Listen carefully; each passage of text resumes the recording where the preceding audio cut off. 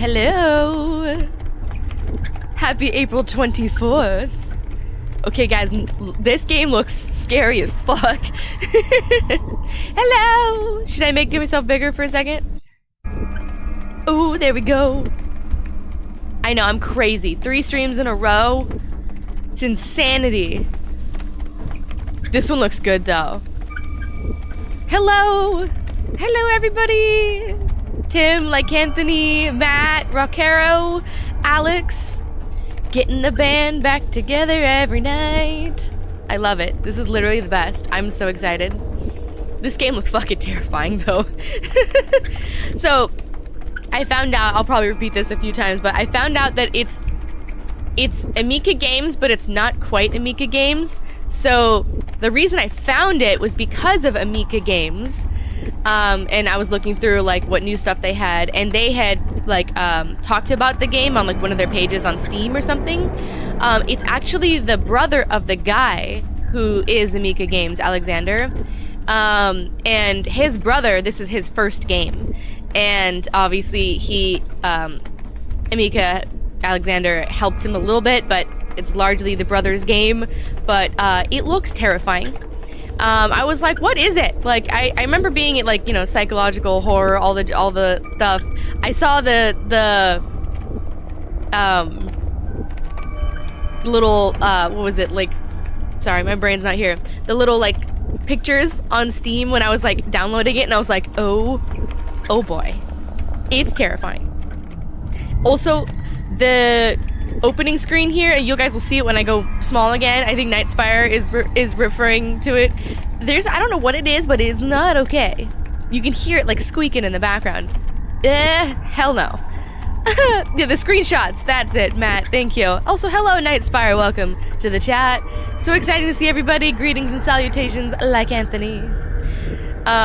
You got it, Matt. It's been a long day today, but I am so excited. I'm tired, but you know what? The best thing for tired is scared to death. I guarantee you it's better than any alarm clock. Am I ready for this? No, absolutely not. It looks terrifying is what it is. We're like a reporter or something that's going into some like apartment, I think, to investigate like an old crime. It's like the 1990s, so it's like 30-40 years ago on this very day, April 24th. So it looks horrifying. It's not going to be, I think, as long as the other games are, but I say that every time and then it ends up being the same amount of time. But I generally think this one is probably like maybe hour and a half? I don't know. We'll see. Definitely not ready for it though, but I am ready to be scared shitless with you guys. You guys make me just that much braver, and I'm very excited. Welcome everybody in the chat. Got some many drinks here. Don't enter new areas while reading chat. It's true. I tend to be like hanging out with you guys, and you guys are like, oh shit, there was a ghost. And I was like, huh? Where? What ghost? What specters? I'm so much braver because I just get to ignore it all, hanging out with you guys. It's gonna be awesome though. This game is definitely not okay though, so I'm so glad that you guys are here with me, because I'd probably be like freaking out, you know what I mean? Glad to have someone else playing a horror game so you don't have to. Kansley, welcome to the chat! Absolutely, I am here to be scared to death for you guys. Absolutely. Like I said, much braver with you guys around. I saved my spookiest games for that, some of my spookiest games, not all obviously. We got more to do for our live nights, because then I don't have to, you know, run under my desk. Ooh, Tales from the Crypt. Oh, I used to love bits and pieces of that show, Matt. Really good Tales from the Crypt episode where there's a host and a reporter that is skeptical and goes and does the episode in a haunted house, and you really enjoyed it. Hell yeah. This is kind of like that. We play a reporter, we've got like the scoop on a crime that happened, and we're after the truth. And it looks like we're gonna go get it no matter what is waiting for us? You know what I mean? Like Anthony's gonna be lurking around for just a little bit. Oh, big day tomorrow. We'll have a big day tomorrow. I'm sure that's very exciting. I'm glad to have you for as long as I do. Thank you for being here. We'll get started soon. We do have such sights to see, Matt. Oh, thank you, Rockero. You guys are every bit a part of it, so congratulations to you too. We're growing. We do. We have 2K subscribers. It's pretty crazy. Almost 2,100. 2,100. It's so close. I'm honored beyond words and beyond thankful. It's so cool. And it wouldn't be without you guys. And you guys have been there every step of the way, hanging out with me in the chat, in the comments. Hello, whatever this is. Welcome to the chat. We're all hanging out. I gotta tell you, buddy, this is such a scary looking game. Should I show you guys the opening screen that I'm staring at? I'm continually more and more disturbed by staring at this opening screen here. I was gonna say opening stream. I'm like, I am the stream. Screen. English words. Who needs it? You know what I mean? Oh, Tim, thank you. Oh. You're gonna get some good nightmares with this. Check this out. I don't know what this is, but it ain't okay. Alright? This game looks scary as fuck. Well, I'm glad to have something special with you guys. I'm literally always so happy. This is terrifying, though. It's done by, so for those of you who haven't seen this yet, it's done by the brother of Emika Games. This is his first game. Emika Games, Alexander, the guy behind it, he helped him a little bit, but he was promoting the game, which is how I found it, because I was like, ooh, like, more spooky games, you know, we're here for it. And Emika always does really good ones, as you guys know. And he was like, hey, check out my brother's game, so that's what this one is. And it's April 24th, and we're here on the day, so we're gonna see what happens. Adoption. Have you guys, who's being adopted? Me? You guys? Last time you took a Benadryl, says whatever this is, I had a dream like Paranormal Activity. It was legit fun. Oh, well, exactly. You get used to all the horror games as it goes. Well, I hope that, I don't know if I should say, I hope this affects your dreams and you have spooky dreams. I feel like that's a shitty thing to say, but in the context of the game, you know, I hope we're all scared shitless together.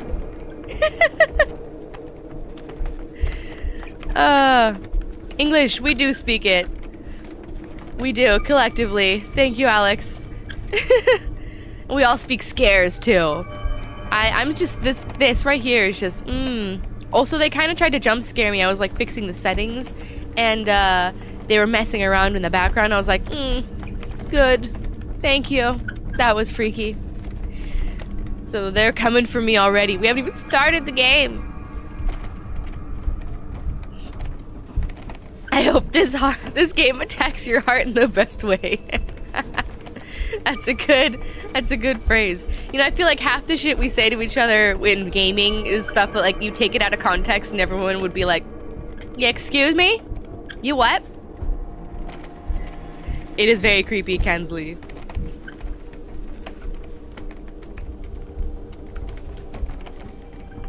We'll wait just a little bit longer and then we'll get started. This one seems very Emika Games, but this character here, and on all the screenshots, like, was so creepy as well. I know. That's part of the mystery. April 24th. I'm also really curious why this name, why this day. It was definitely planned. Like, they're like, oh, we got a date for you, and it's a scary as fuck one. what I was seeing in some of the screenshots, it said like 1990s, so it's something on this day, on this very day in the past.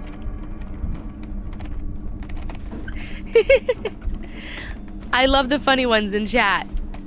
We need you guys. How else do we survive the horrors without the fun? Without the laughs? It's what we do.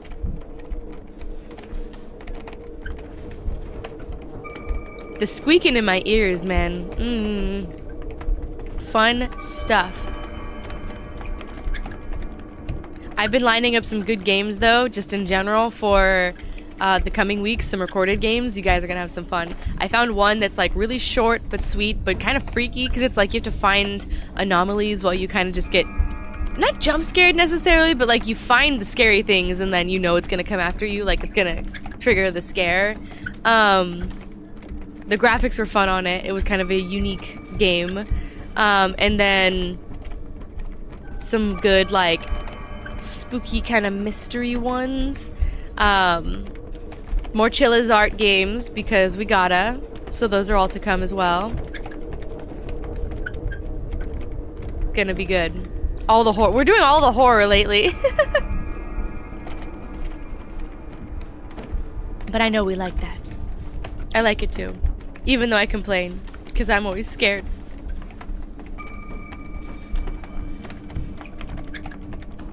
Party time, though. It's gonna be good. And by good, I mean terrifying. I'm still just trying to figure out what's going on in the background of this thing. And the screenshots didn't help. There was like a coffin in a living room. There was an axe. Getting lots of different vibes from this game. Terrifying is good. Exactly. That's how we do. We'll get started in a moment. In a very moment. On April 24th. Were we waiting for the next Alan 2 DLC to come out before playing those? We haven't done the first one, have we? I don't think they're out yet, but I gotta get to the final draft. It is on my list, and I have been going through, I guess, what is it, like the checklist to go through and find. Yeah, I'm excited. I'm gonna do it. I'm gonna see if I can condense the whole thing of everything we found into one video for that. And hopefully it works out that maybe the timing will work out so that we can revisit Final Draft and like everything that was new in that. And then one of the DLCs was out. I believe Night Springs was the one that was gonna come out first, and then the what is it, the Lake House? But yeah. And then I know we were also planning to do Quantum Break around the time the DLCs were going to come out as well. So all of that will be on the docket soon. And once I'm back from all of the craziness of my trips, we can dive into all the series, which is definitely my plan because I don't want to leave you guys hanging. Hello, Mr. Kiki. Welcome. Better late than never. Must have been dreaming that the DLCs came out. If the DLCs came out, I feel like everybody would be freaking out about it. But I'm definitely trying to keep an eye on it. I haven't looked in our Discord chat because I know you guys are chatting secrets. Although you guys blocked it, which is hilarious. I love that you can do that. You can like censor it on Discord. Because I remember like looking through some of it and they're like, when she's played Final Draft, she can see these secrets. And I was like, that's clever. I love that. Tim, what you want to do and what you can do as a dev, I'm sure that's a hard thing. We've been getting some bits and pieces of game development lessons from you these past 2 streams. From reflections to enemy pathways, like when they're stalking around. Oh yeah, so I heard the Final Draft had like a whole ending and everything. I heard it was amazing. And it gave it like more of a thing. Obviously I don't know what it is either, other than people were happy with it and it was like good. I mean, it's hard not to be good. I mean, I think Remedy knows not to fuck up their own stuff. They've been amazing with they know their fans, you know what I mean? And we trust them to do it well. So I'm excited for it. But I'm excited to dive back into Alan Wake.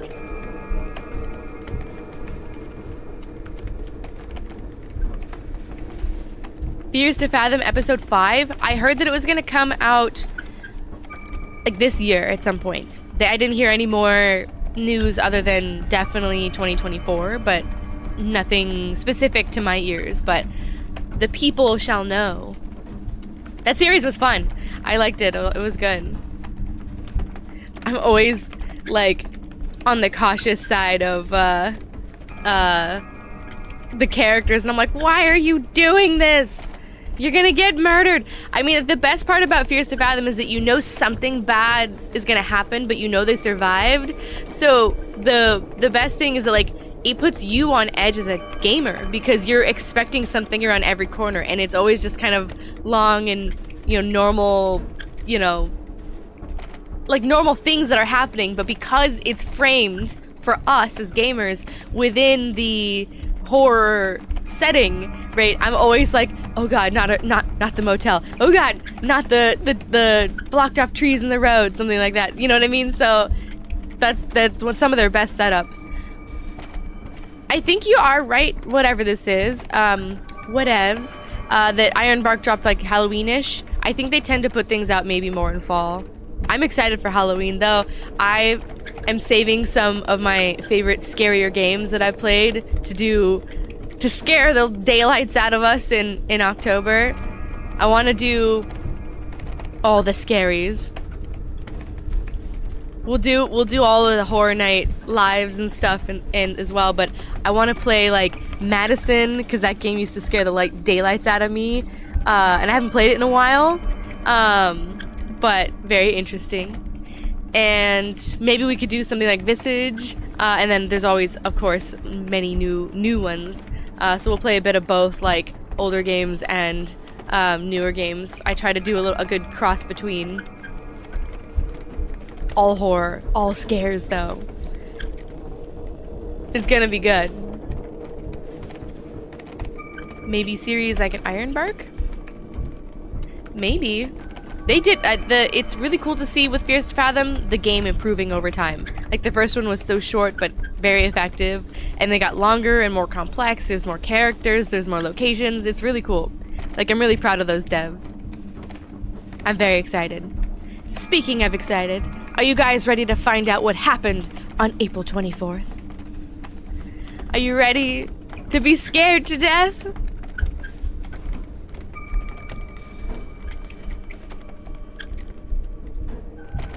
Do you think they could do episodes where people didn't survive, or would that be insensitive?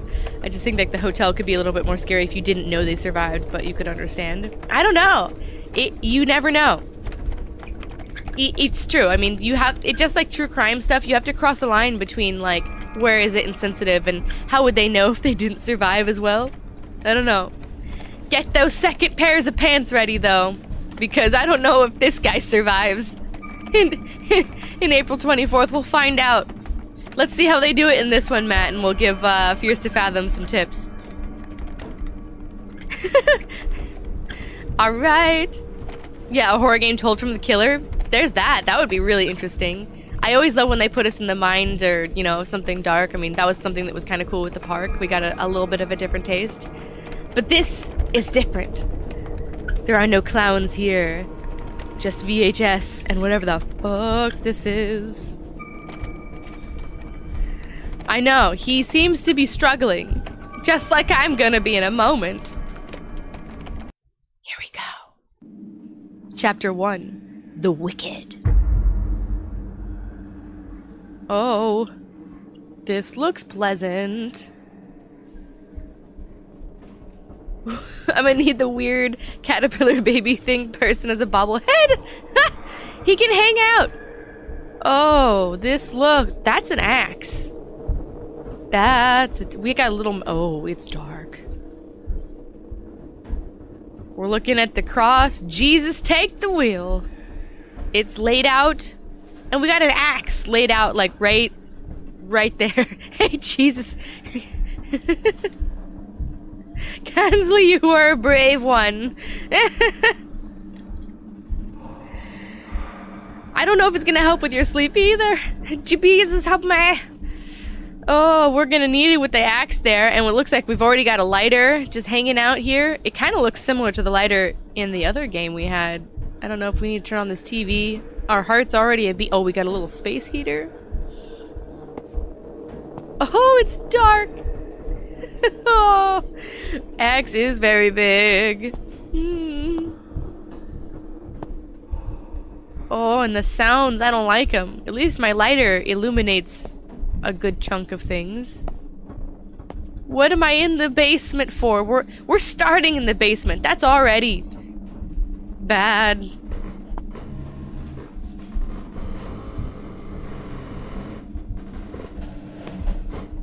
What is that?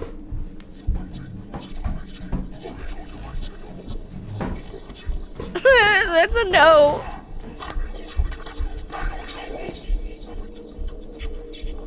Yeah, you know what? I'm gonna leave the demon next to the bookshelf alone. We're just gonna leave. What was that? Did you? Oh, that's a. Who threw a ball at me? Oh, they're coming for me. We haven't even been in here like 5 minutes and they're already coming for me. That was some demon shit in the corner. Every single video, I'm like, the sounds I don't like. It's true. Did you hear that shit? We don't see any chains yet. That's true. But they just chucked a ball at me. Oh. Oh, good. Doors open. Jesus! Oh my god. I knew it. This is a bad one. It's by bad I mean good. Fuck. Oh. I guess I'm not leaving the basement. I'm just gonna go back downstairs. Is there room for under the bed? I think we should just go hide under the bed, you know? I'm with you guys. Should I go get that axe back? My first jump scare. We haven't even left the basement. Oh, it's bad. We've already we're starting in the basement. Oh, I got my ball here. I don't know if I have any balls. Oh. Do you see it? He's got the axe. You like just the faintest like outline. He's holding it like. Already jump scared. It's true. We're asking for another one. Do you guys see that shit? Your cat left the room. I'm leaving the room. I don't know who he is. Oh, we're asking for it. We're asking for it. Or maybe he's gonna, exactly like Anthony, maybe he's gonna gently give me the axe and we go take it out on everybody else. Oh, no. That's a no. Help!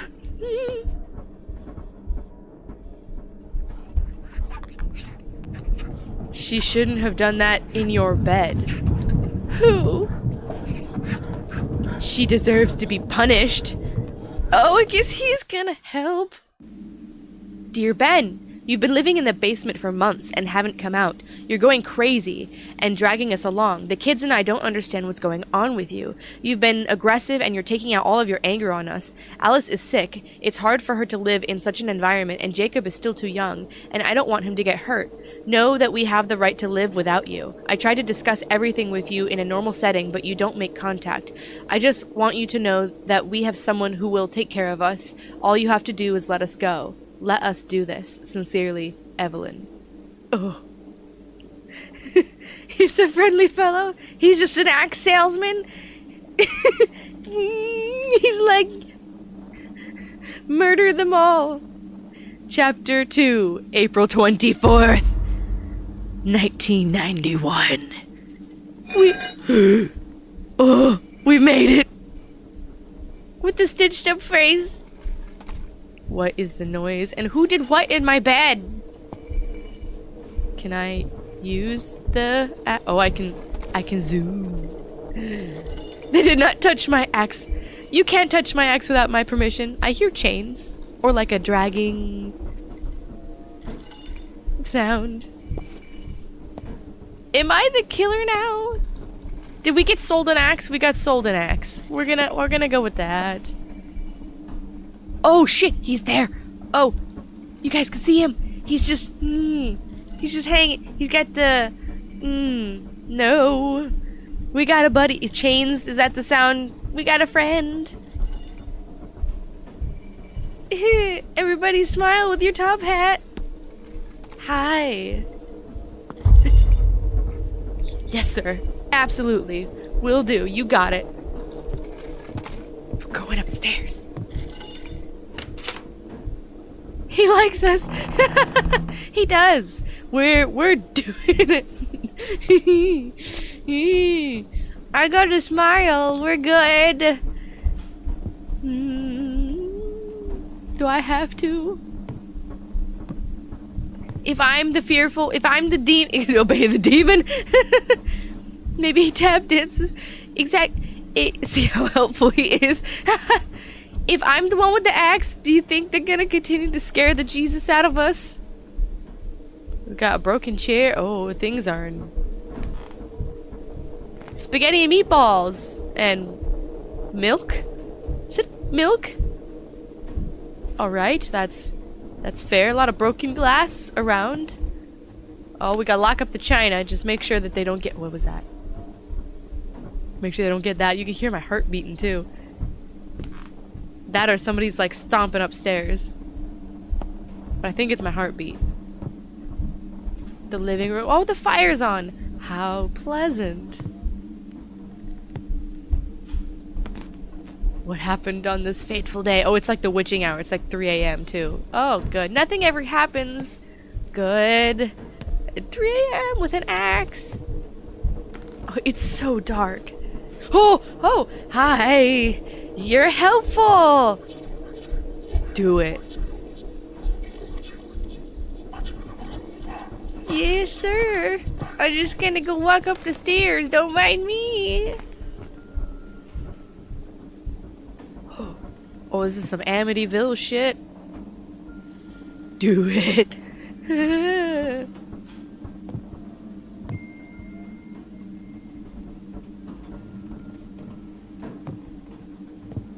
Over here? Nope. Oh, I have the lighter in my other hand. I didn't even notice.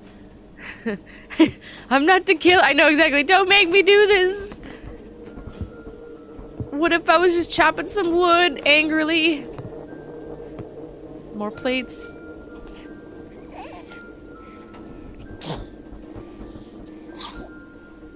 This is a baby's room. You can hear it. A very creepy tutorial. How to be murderous. It's the bear. Every game he's coming. Every game. What do you want from me? So not this room, but not the other room? Oh, they're all cracked now. Oh, and there's a wheelchair in this room.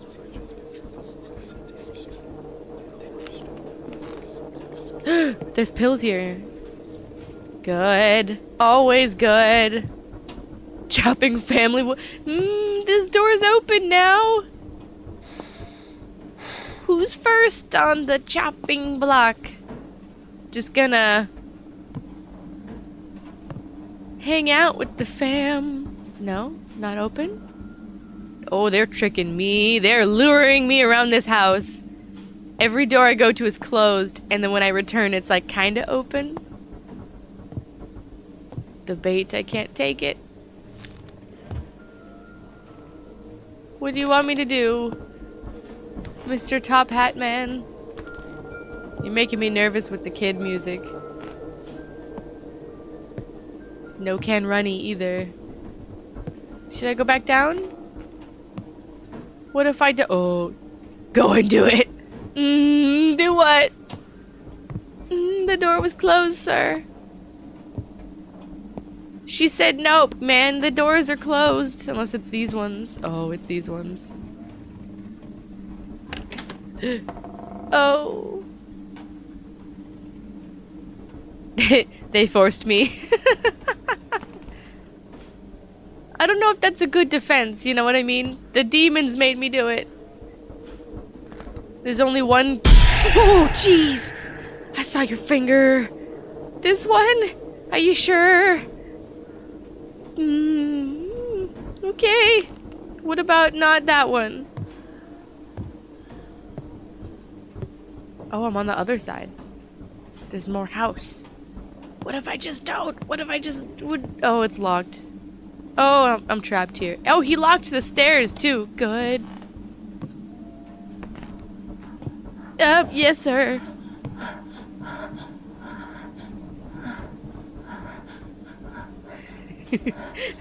All the dribbles, like I said. Have we tried hitting him? Oh, look at his face! That's the dude from the pictures. He's the one with the I can't hurt him with the axe. I don't know who he is or what we're doing or what's happening in his bedroom either.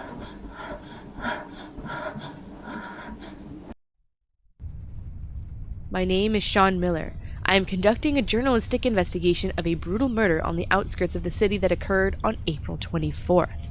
I want to find out the true cause of this crime and find answers to all questions. Boo! Chapter 3. Observer. Okay, so that's what happened, I suppose. And we are... Oh, are we? We are in the house. We were watching something? Okay, so we were watching the tape. He's gone through enough. Okay, so now we're the outsider looking in. We're not the killer anymore. So I guess we were experiencing the mind of the killer through the VHS tape. We're in the present day, on the day though.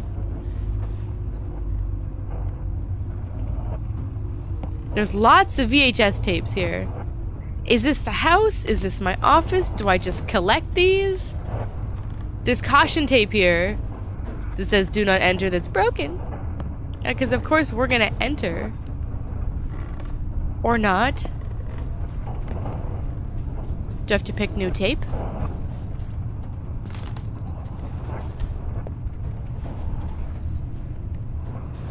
New tape? There's lots of boxes of tapes. Do I need to pick up... Do I have a flashlight at all? No flashlight? Because it's still dark as fuck. Our mysterious top hat friend is gone. I bet he's gonna be back though. Oh, this. I see the handprint. On April 24th, a brutal murder took place in a house on the outskirts of the city. A man killed his entire family with an axe. The accused himself called the police and was arrested on the spot. The man testifies and says he was influenced by a certain man in a hat and that he forced him to commit this crime. The police have no further comment. We will monitor developments in this case. There you go, Tim! He said he took your advice. The first VHS where they got hired to have a go through all of the old VHS. Yeah, it is kind of like that because like we were watching it.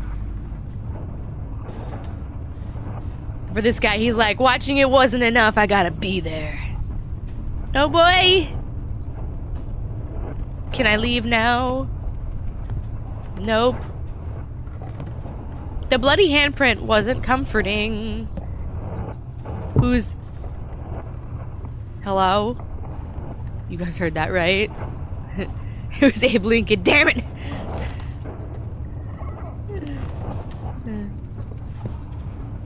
Do you want me to watch some more tapies?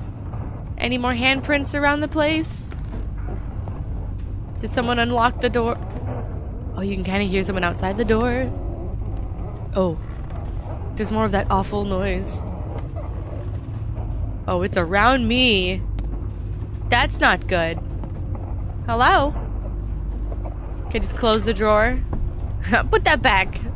I don't need that. It's good. We're good. You know what I mean? Any more drawers here? Oh, haha. I see. Pieces of me! Oh. Good. I had a feeling we wanted to watch more tapes. It's sitting here so pretty, you know? Ooh. No, I'm not gonna ask. Please wait, we gotta rewind the tape. Y'all got WrestleMania tape down here? How about some reruns? Pieces of me. Oh, we're gonna be the guy again? April 26th. We're jumping around. We just tied the door with Jesus. Nice. We've got our lighter back. Good. I was hoping to come back here. Is that a... What was that noise? Oh, someone's trying to get in. That's Pieces of me, pieces of you. Yeah, these are... Yeah, we're straight up snuff films. Is it the boards they want? Thank you. I needed help closing the door. I'm keeping them out then? I'll just go over here then, shall I? I'm so glad I have such good, helpful friends in the house. Oh, we've been abandoned. Need to look for a knife.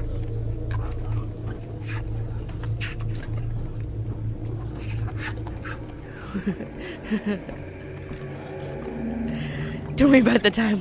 Time doesn't exist here. Ew. What is that? He's got the fucking teddy bear. The face, the eyes, the head, the proportions. No. No. Nope. Maybe the crowd. Maybe we should just have a tree pity. He needs some snacks or some money. He's like, God damn it, you gave him $3.50 for that axe and he's coming back.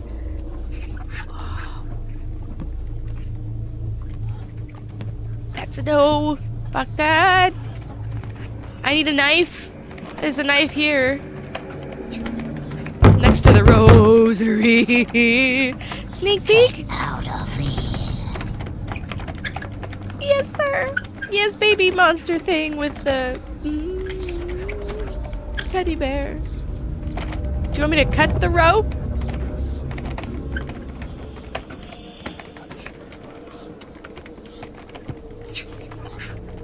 He's still hanging. We got a lot of stabby cutty things. Exactly. You want me to cut this? Okay. You don't have to tell me twice. Exactly. Can you cut a little faster? I'm happy to leave. Good. I love old creepy photos. Just gonna keep on keeping on, shall I? Oh. You hear that? There's something. I think someone's getting a snack.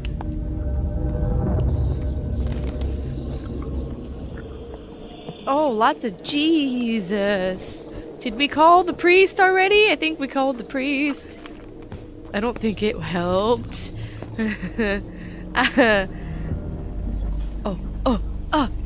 Someone is having a snack.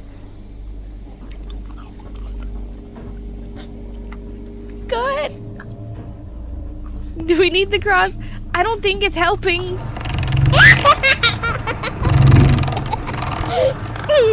Giggles. I'm so glad that you're entertained by guts. Why am I here again? Move the chair. Part of a complete breakfast. Oh, this is the room we couldn't get into before. Just for our due diligence.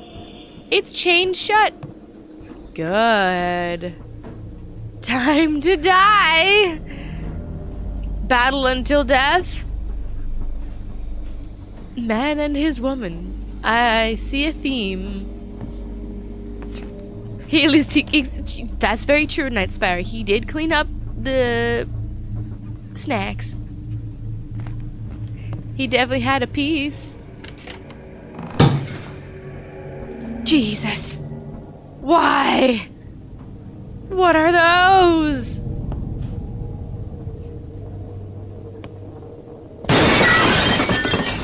Who's breaking into my house? I'm the killer here, excuse you.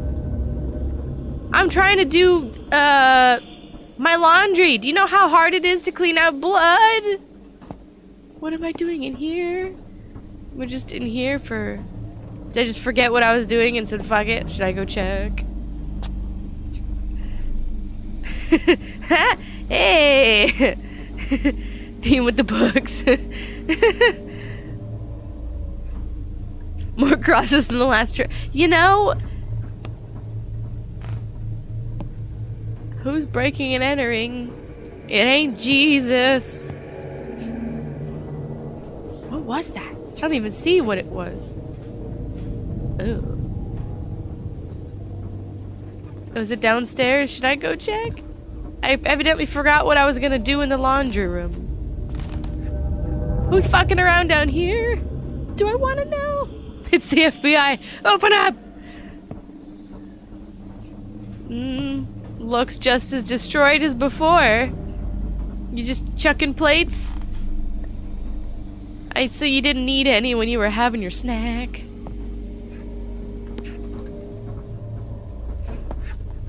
Hello? Oh, good, you're still here. I'll just explore then, shall I? Whoever's trying to break in is not trying to anymore. I don't see anything else.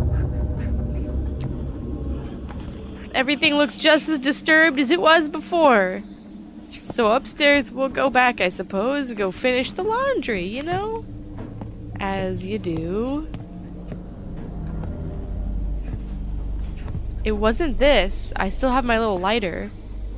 So I suppose we'll go back to the laundry room. But guts or finger food? Well, he's spot on then.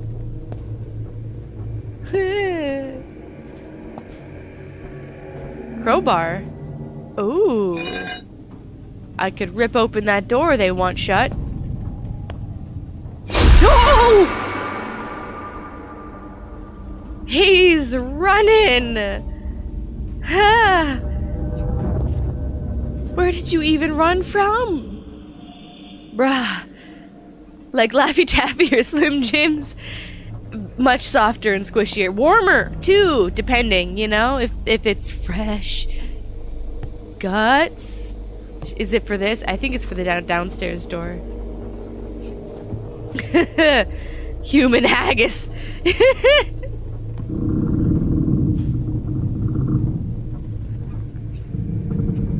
I think we got some rusty pipes. Oh. Ooh. Not today, Satan. We're good. There's enough demons in this house. Oh, shit. Who's opening what? Is that behind me? Is it this door? It is this door. This isn't what haggis is. Hail Jesus! I'm gonna... do we want to? Harry, hello! This is some very perfectly normal, relaxing, good time stuff for ya. This won't freak out your day at all. Time to Half-Life it up. I didn't see that, Alex. Haha. We did. Unfortunately, Half-Life it up. Still 3 a.m. too. We're so busy.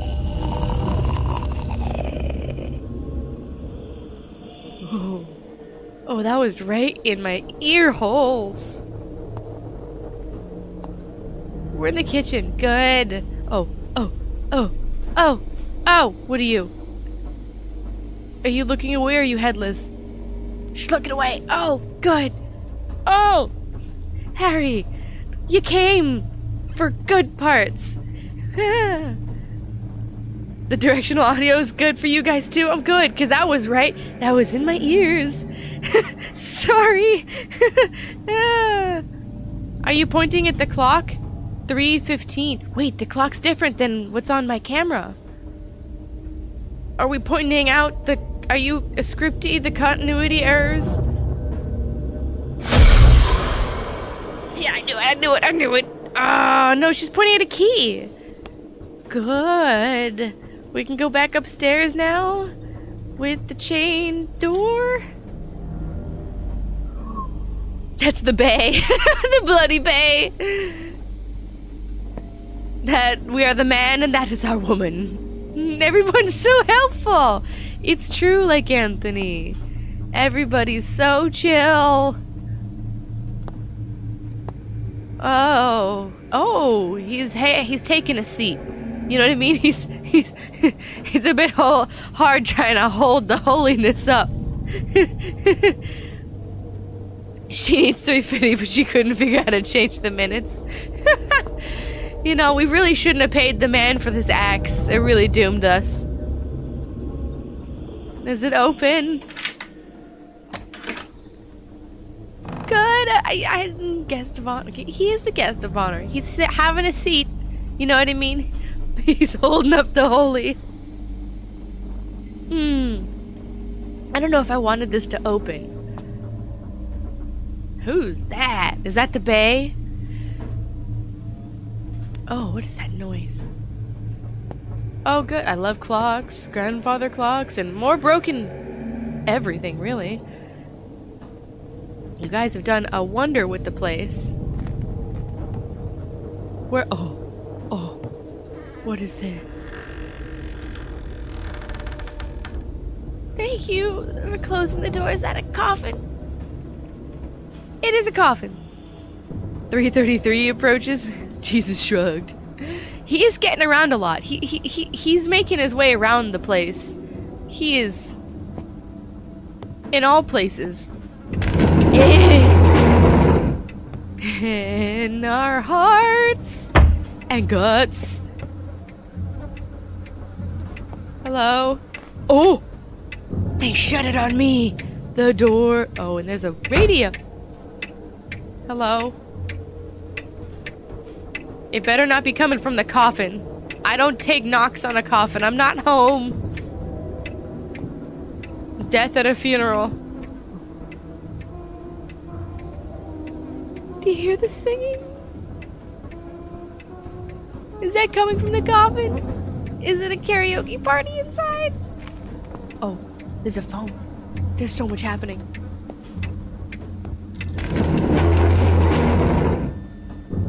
Who's scooting around here? Jesus. Lighten it up. Did they just put a chair under there so I can't get out? Oh no, the thing moved. Am I going back? Hello?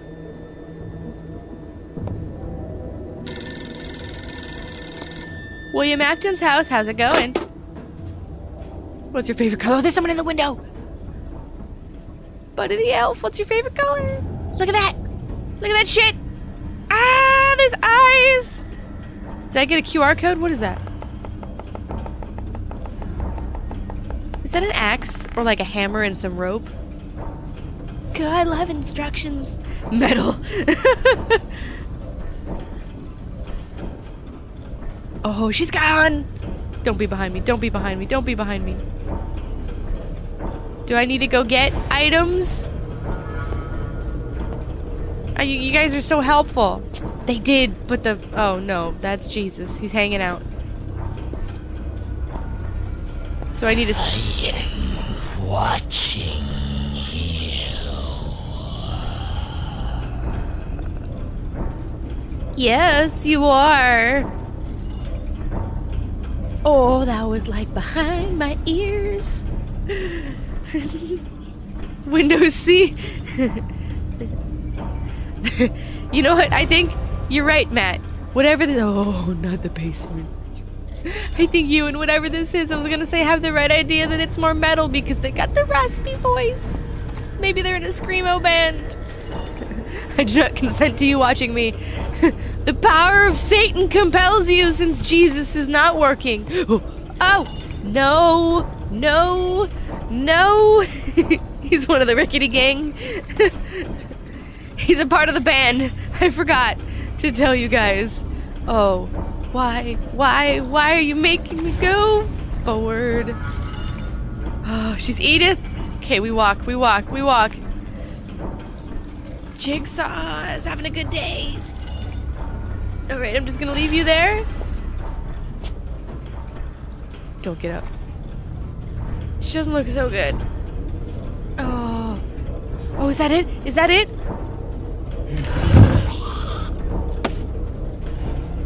She got up. She totally got up. She's okay. She's a little shy. She is a little shy. She's having a day. Hi. Are you Alice or Evelyn by any chance? I hope not. We can just stay staring at the shelf. Exactly. She warmed up to us a little bit. Oh, should I just go like over here somewhere? To my bed?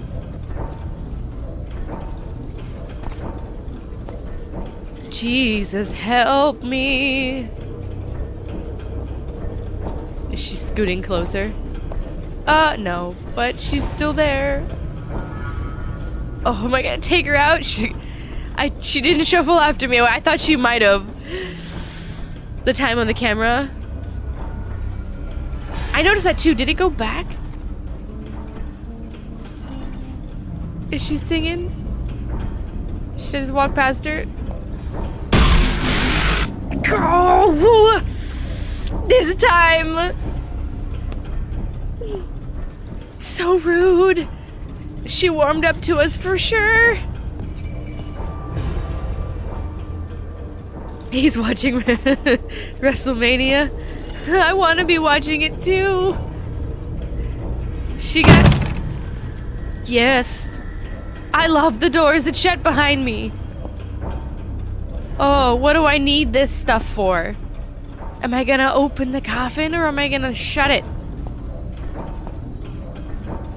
I think we're good here. I'm gonna go on towards the coffin room.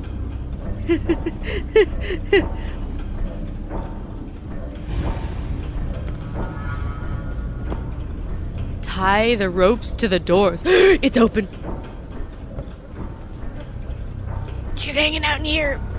Hey James, welcome to the funeral.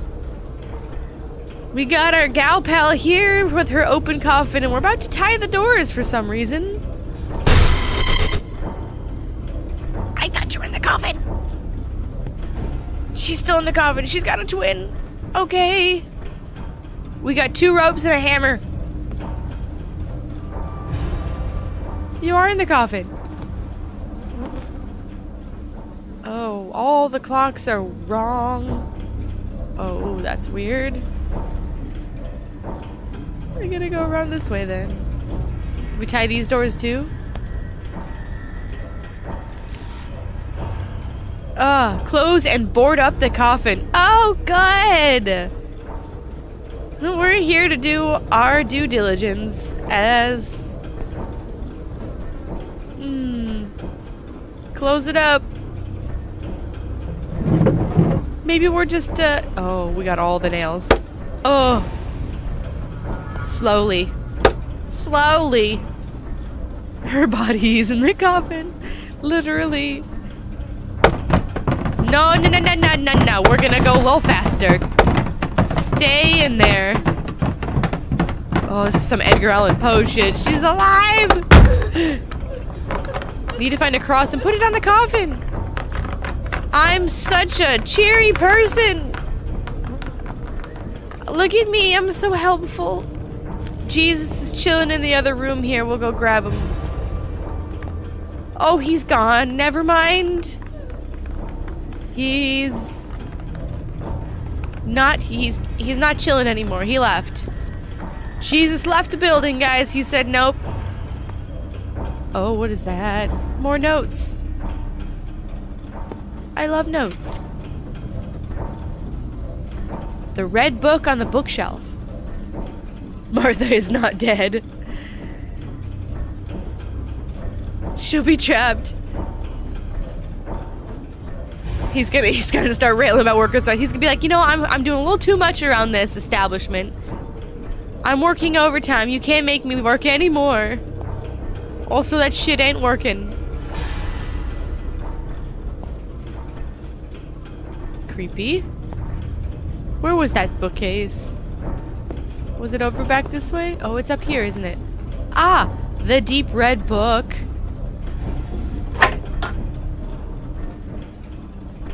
What? Did it open? Did it open something? It opened something. Where is it? Do I want to know? Why am I asking these questions?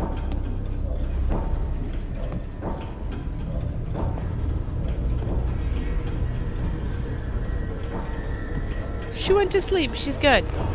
Why is this in our kitchen? Or a pantry room? What did it do? Did it open something?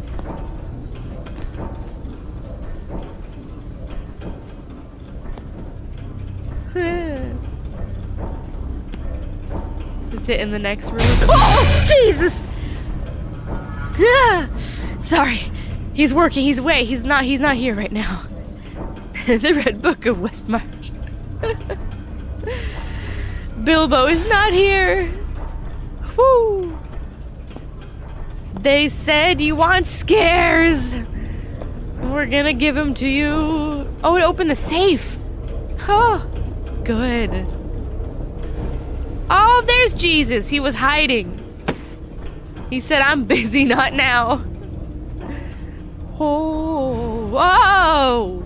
Hi. I don't have any food for you. She's in the coffin.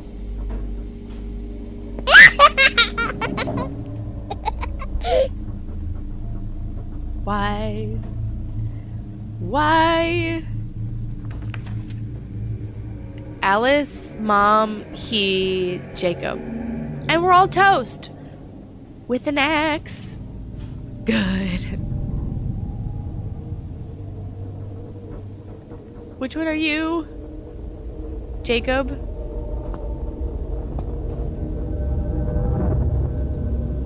At least someone's having fun. Exactly. He's so cheery. He's in a great mood. The wife, not so much.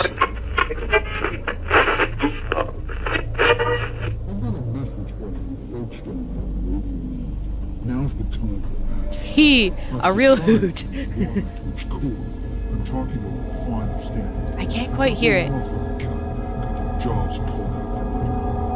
Yeah, you know what to do. Now's the time.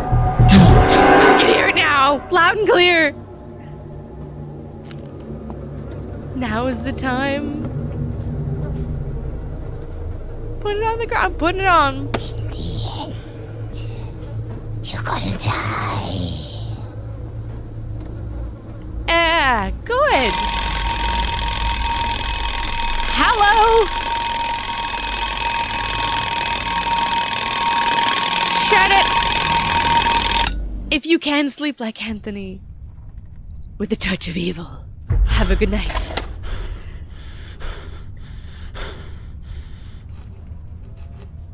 Oh. Oh, so that was the end of the tape. And then the tape ran out. Just a smidge. Hot hits of the 80s. Thank you for dropping by like Anthony. I don't know how you can sleep, sir, but good luck to you. Need to lock the door with a chair. We're busy. No, thank you, I'm good. Woo!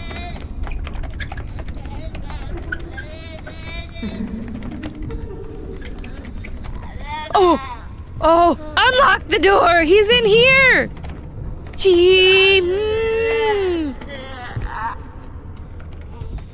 Jacob, what are you doing in here, buddy? You got a new tape for me? Proof of death. I don't know if we need proof. I think we know.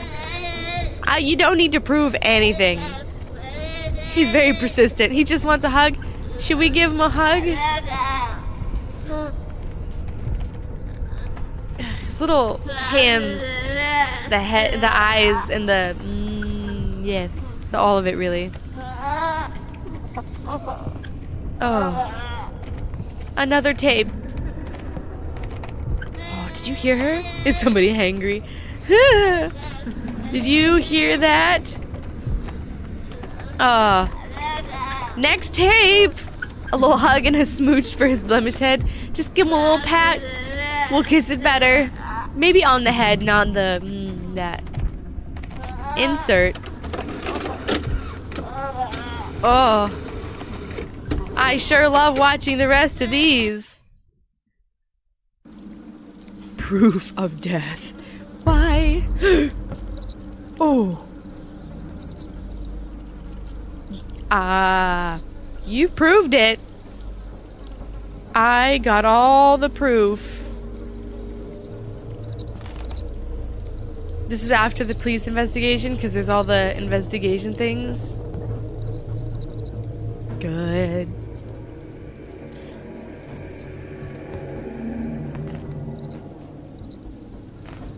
Oh. That's nasty. Oh, he's being eaten by a rat? Ew! What do you want me to do about it? I don't even want to look. It's cracked and it's chained. Nice. VHS movie night. We're gonna leave the rats to tear up the... I know! He should at least take Remy off with that. We can't cook with that shit. We're going to the other side, maybe? Oh, she's chewing her face off. Oh. Is that... oh. They had a good night. I got hands on the floor, footprints. Yeah, yep. What do you want me to do here? Am I picking something up?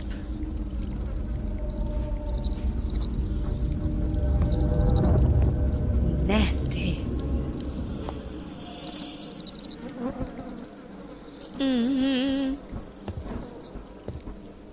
We're boarded in, too.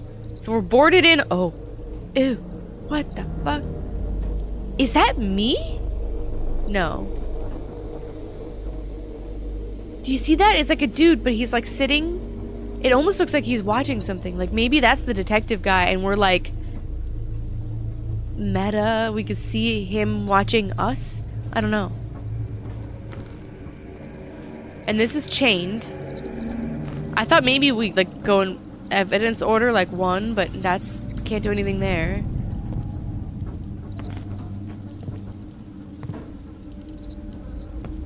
Just gonna hang out here, shall we? Close. Is there anything? What's happening with the family? They're toast. They're just asleep in some blood. Looks like a normal night. They got a little too carried away, you know? Can't open the drawers. Yum. Oh, wait, what is that? You can kind of see what is that? Is it the VHS player? I think it is. It is. It's the TV. And he's like watching it. You see it kind of? Like there's his face, and that's the top of the VHS player, and then that's the TV. Wig War Wednesday. Typical Tuesday. Name that night. 7. Oh shit, that's a saw. Aha, I found you. So we cut the chains maybe? And get out of here. We're gonna saw it up. Oh yeah. Oh! I love that.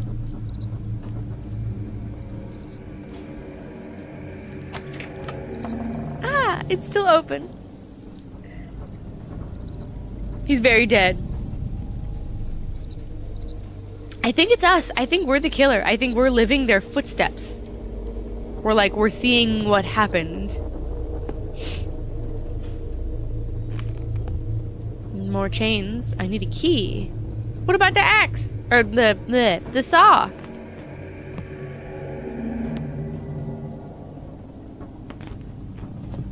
Oh, but so this is after the investigation. Oh, rip that shit down. So we're Billy the Puppet. Exactly. Oh, and there's the... why do we keep our crowbar in the laundry room? I want to play a game. They use the saw to cut the chains. Well, they couldn't actually. That's the whole reason he uses the foot. But, there was an attempt that was made. Oh. They taped this place up. Look they brought in little poles. How nice. Ooh. Oh, we got a code. Oh, that'll be a something. Oh, for the safe. Need to find the password. Aha. So that probably opens the safe. Copy you. Oh. For when the dryer sticks? Oh, yeah, why didn't I think about that with the crowbar? 3C. We need some notes.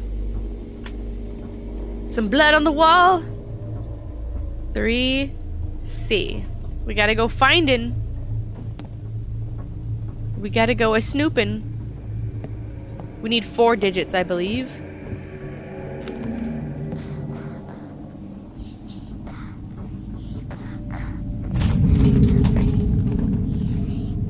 Oh, 3B. Is that helpful?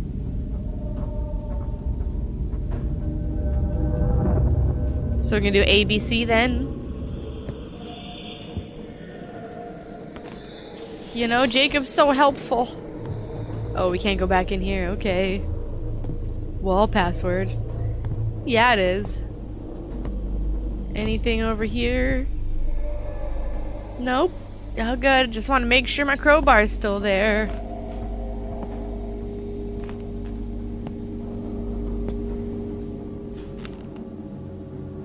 Oh, it's gone. Good. Oh, I'm just waiting for it now. So yeah, we need 4. Ma'am, do you have any more letters for me? Old school notes are always good.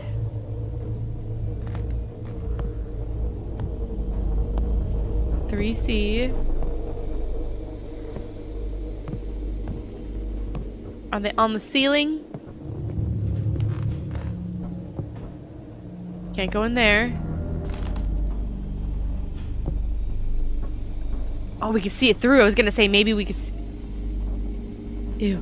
Ew. Ew. Ew. Ew. Who are you? I saw the letters before I saw his dead ass hand. 4A. So 4, 3, 3. And then we need 1 more. Good. Love that for me.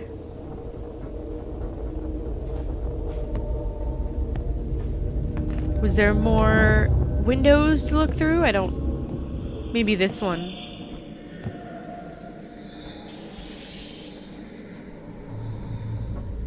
Nope.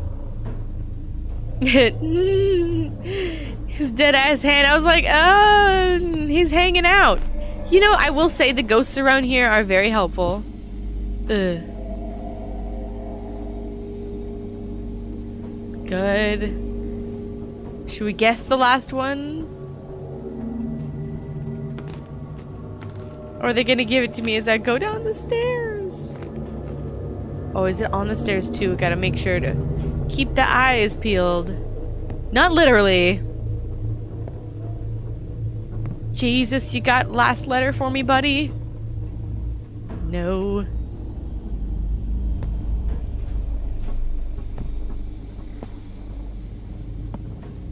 On the walls, nope. Can't see through those particularly.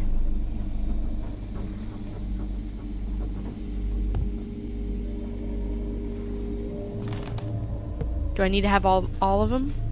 Or can I 4-3-3 it up?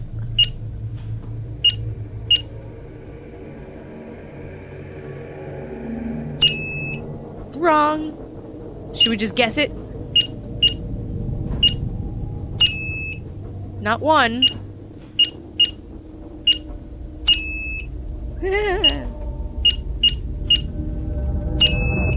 Not 4. 3B on the hand railing? I think we got that. The one up here? Yee. We got that one. I have 4A, 3B, and 3C. We need one more. Is it up here on the ceiling somewhere? We can guess it because there's only 9 numbers. But always worth taking a gander. It's like maybe it's on the ceiling. First A, B, and C, and then the numbers. Yeah, exactly. Exactamundo.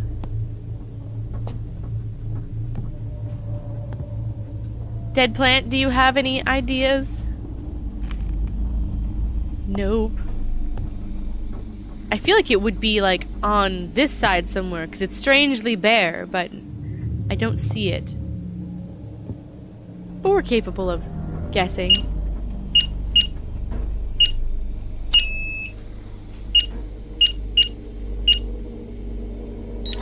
Oh, 4335. That's the answer. I love trial and error. Who's breathing in my ears? And why? Dear Ben, I can't live like this anymore. I want to get a divorce and sell the house. My torment has become unbearable and I need freedom. Please give me the opportunity to start a new chapter in my life. Sincerely, Evelyn. I don't think we took that well. You know what I mean? Is someone behind me? Yes! Oh, eh. Hi. You are bloody. And you have a key. I'll just take that from ya. Hope that was tasty. Is that me? Like, is that the guy that did it, maybe? Like the dad? The killer at parties. Okay, Jacob? Stay up there. Oh. What the heck? Oh. Not okay in the slightest. He's got... It is him. He is the killer. It's he. Yeah, gross indeed. So the kid's there, and then he's got the axe. Oh, I don't need to see it. They're gone. Oh, well, look at that. Look at that. Gone. There. Ooh, that's cool. Just like that other one. James Earl Jones if you take away all the blood and goo. He says, I am your father.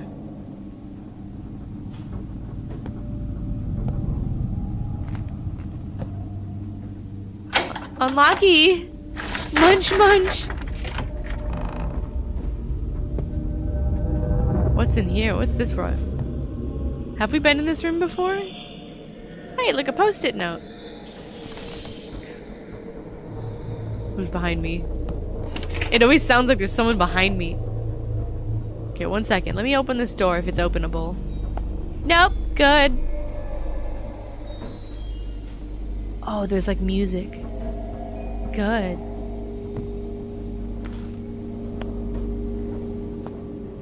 Where are we? Oh no. This is the hallway from the beginning. That's the door that wouldn't open. So this is where the bedrooms are. This is where I did it. Or he did it. Oh no. because this is the kid's bedroom. Oh! Jacob! Damn it! Little sir!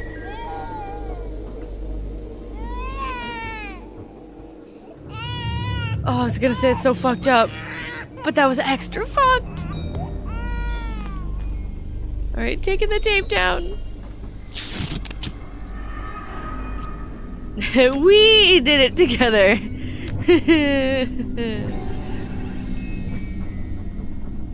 Hello? Oh, we're making all the sounds. Oh, good. This is... Oh. Alice's room.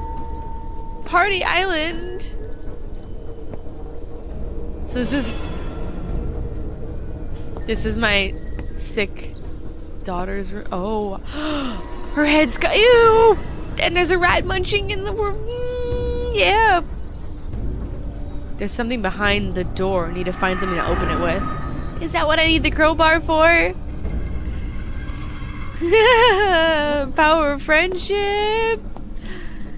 Go. Oh, look at that. Some bolt cutters. We got some new stingers lately.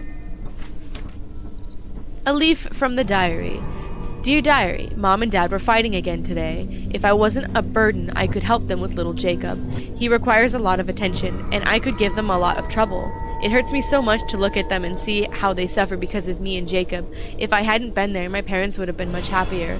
They wouldn't have to worry about my health. I feel useless and unnecessary, and I would like to be the best daughter for them. Alice.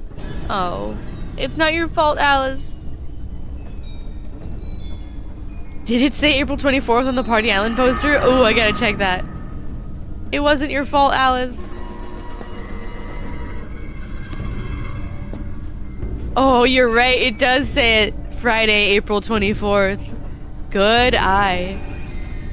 What is with the noise?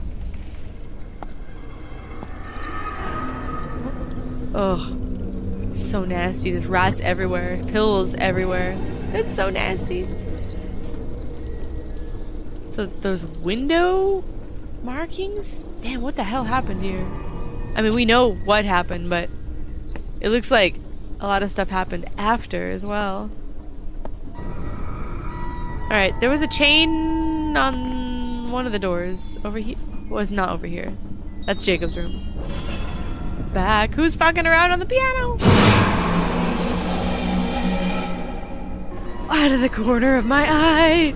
I can forgive mass murder, but Party Island Day? On Party Island Day? Absolutely not. How dare they take April 24th and mess with that date? This door doesn't open. The chain door was behind us, I think. Oh, they are coming for us. It was this door, wasn't it? Yep, the laundry door.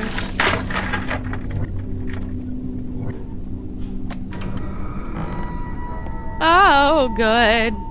I love to leave my crowbar here. Good. Anything else in the laundry room? Should I take some bleach? For the blood everywhere. We know they're gonna come after us. Gonna walk back casually.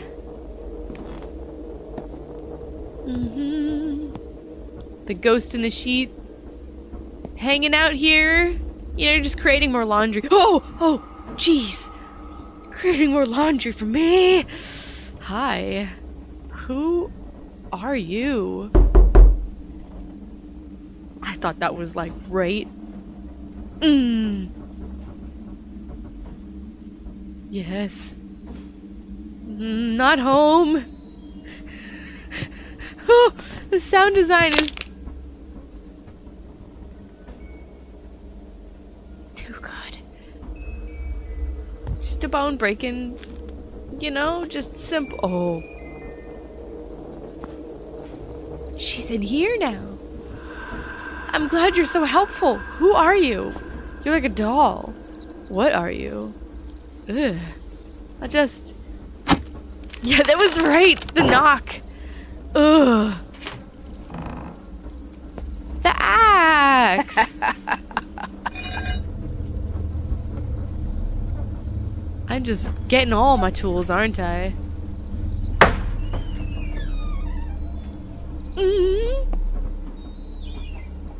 I feel like we've been in this house before. With this room. In a different game. Hello? Is it open? Nope. Just gonna keep going. Oh. Oh, the sound. Oh. Hi. Am I going the right way? I'm just gonna go here then. What do I need the axe for?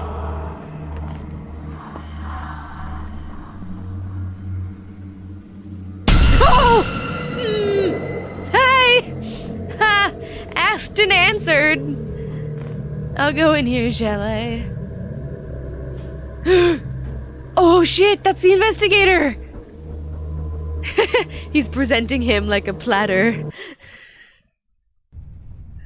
There is no way out.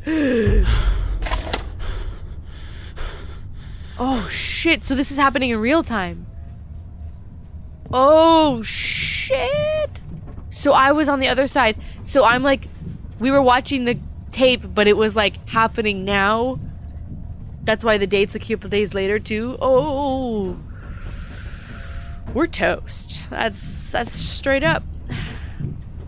There is no way out. And then it says it's your turn to make a movie behind me.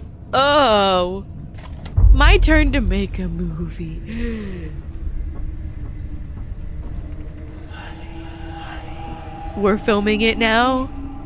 Oh shit.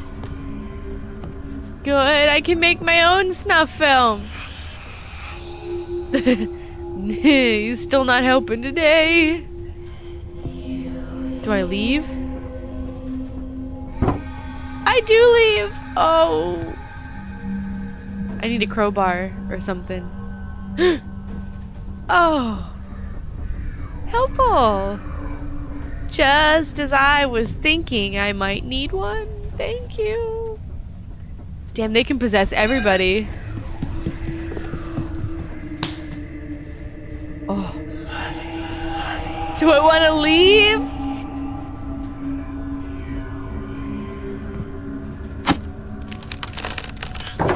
Why do I want to open the door?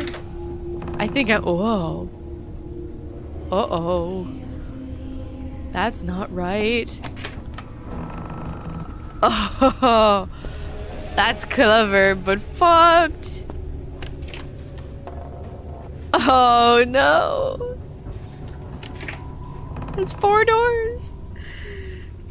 Going by the time, we don't have long. Oh, that's true, because it's like 3:30-ish every time. Hello? Oh, this one's freaky.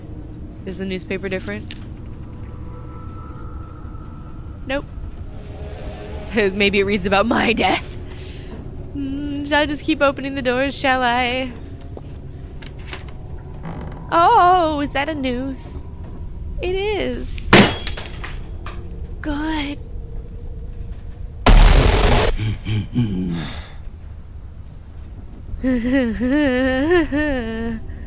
Hi. Oh, the TV set's gone. I can leave. Good. Do I want to? Oh. Oh no, it's bricked up. It's all bricked up. Oh, there's another note. Heard pots and pans. Someone's making breakfast. Oh, yeah, we definitely need a reminder about personal space. Do it. Do what?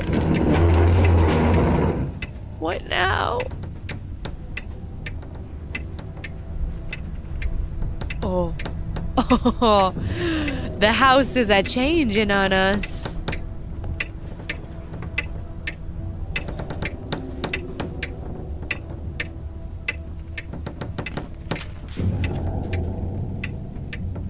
Do I close the doors? Maybe it'll change. Oh! Oh! Fucking Jacob! There was a glitch! There was? Ma'am?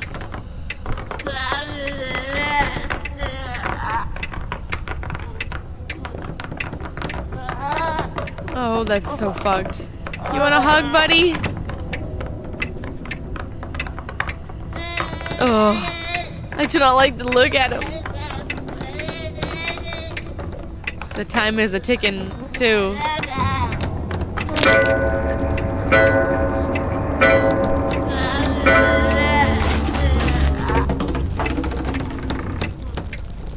What is happening?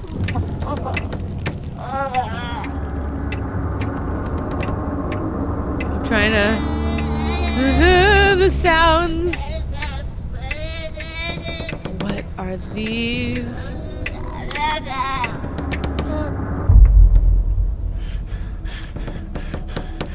Finish your movie. Oh no! Get on the chair. Do I have to? You're not the boss of me. In the Matrix. Yes, indeed. Oh no. You're very demanding. You're also very tall. Jesus. He's so tall. Oh, I gotta write a note. Oh, we're doing the whole shebang. What if I say no? Can I throw a plant at ya? VHS tapes. You can take the whole collection. I'm sure they're worth more than $350, you know? Oh, I don't want to do it. Oh boy. Oh, I'm already standing on the chair. Don't do that in advance. Woo! They want us to make our own film. The clock reset too. 3:11. What's my note say? I have completed this investigation, but unfortunately I will not be able to publish it. This house is a source of madness. It has consumed me. I wanted to find the truth, but instead I found death. It's all about the man in the hat. He oppresses his victims and makes them do terrible things. I can't resist him. Sean Miller. Oh no. This is another example of the damn studio just telling me what to do. Murder, suicide? Maybe. Oh man. Do I step on the chair? Oh, I can step on the chair. Oh, don't tell me what. Oh, why? I feel like we can't not do it. Can I resist? Turn the lights off. If you can't film it, you're gonna get a horrible shot if I turn the lights off. Oh, shit. I think we have to. Okay. Lovely scarf it is.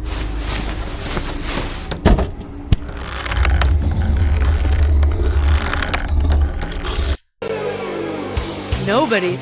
That's the dude. That's the end. That's the guy who made it. NobodyGames. Nobody. What? There's no good ending. Oh, we're jamming. Hell yeah. Sound designer, nobody. Oh. Unreal. Okay. Damn, that's 2 in a row. 2 nights in a row. It's been sad as fuck. For our first game, that was really good. I mean, he scared me. The nightmare is over, Rockero. Oh. April 24th, we found out what happened on this day. Oh, there's more. I know, we're like... Jacob, personal space, buddy. We have that conversation. Oh, ew, ew, ew. Is there a rat? He's eating my foot. Are we alive?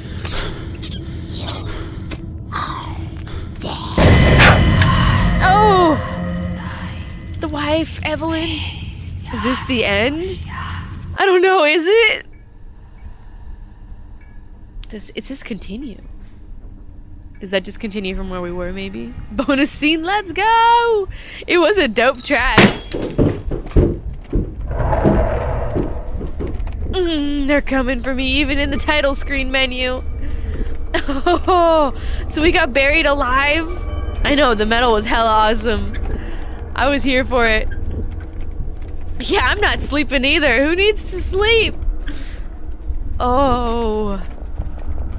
So who is the killer? Well, it was he, so it must have been the dad in that family, because Evelyn wanted to leave, and then we saw the daughter, Alice, and Jacob obviously is not okay. So I think he killed the family, and then killed himself, and then we came to investigate and killed ourselves, but all of it was orchestrated by that demon. The guy in the top hat. Oh. We now know that's Jacob hanging around. Ooh. I don't want other people. Yeah, you know what? If you're cremated, you don't have to worry about it. You know what I mean? Making some room.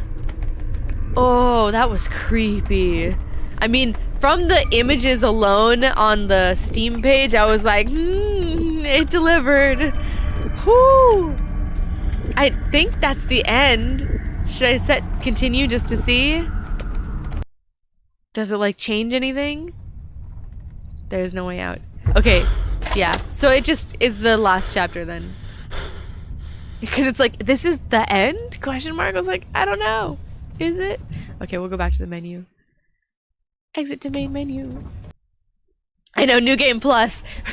Demon double time. Oh, that was creepy though. The Wicked, April 24th. So we found out what happened. Ooh. Every time. So we found out what happened through the videotapes, and I guess somehow we like locked ourselves in, and then we tried to like, and then he got to us, like he got in our head and then like came after us, and then ooh, that was good. That was really good though. I liked it. That was fucked in 1,000 different ways, but it was good. No happy endings in Horror House. Exactly, Harry. No happy endings for us. Just like the park. I mean, we ended and we were all like, are you kidding? This one too, man. We took ourselves out. Oh, we were meddling with things that shouldn't be meddled with. Oh, that was dark, but it was good. It definitely had the Emika Games feel, but like a little bit different. Well done overall, and especially for a first-time developer. So if you guys didn't know or didn't hear me at the beginning, Emika Games, we've played a bunch of their games, Counting to 6, Father's Day, Summer of 58. We've played a bunch of their games, and it's done by a one-man band named Alexander. His brother is the one that made this one. His brother is NobodyGames, and this is the brother's first game. So, kind of influenced by Emika, but obviously its own thing. It was creepy. I'm definitely looking forward to more games from NobodyGames. We got 2 of them now. We got 2 developers that are here to scare the pants off of us, so I'm looking forward to more. I'm also looking forward to the next Fears to Fathom episode 5. That'll be great. I'm definitely looking forward to more. We'll do another live tomorrow. And then I'll tell you guys more tomorrow. That might be the last live for this week, and then we'll be back to recorded stuff, but we'll see. I'm trying to pick the game that's next for tomorrow. I found a couple, but I'm trying to like, should we keep on theme? There's another one that's like a journalism that's investigating like a true crime thing, and I was like, maybe we should continue the theme of this one because it'll match. But yeah. We now know April 24th. A killer party date. The killer of killers. And the tape doesn't lie. We had like deaths upon deaths on different years. And the party island, you know, lots of things are happening on April 24th. And we solved the mystery. So, But yeah, it sounds, I think it'll be good.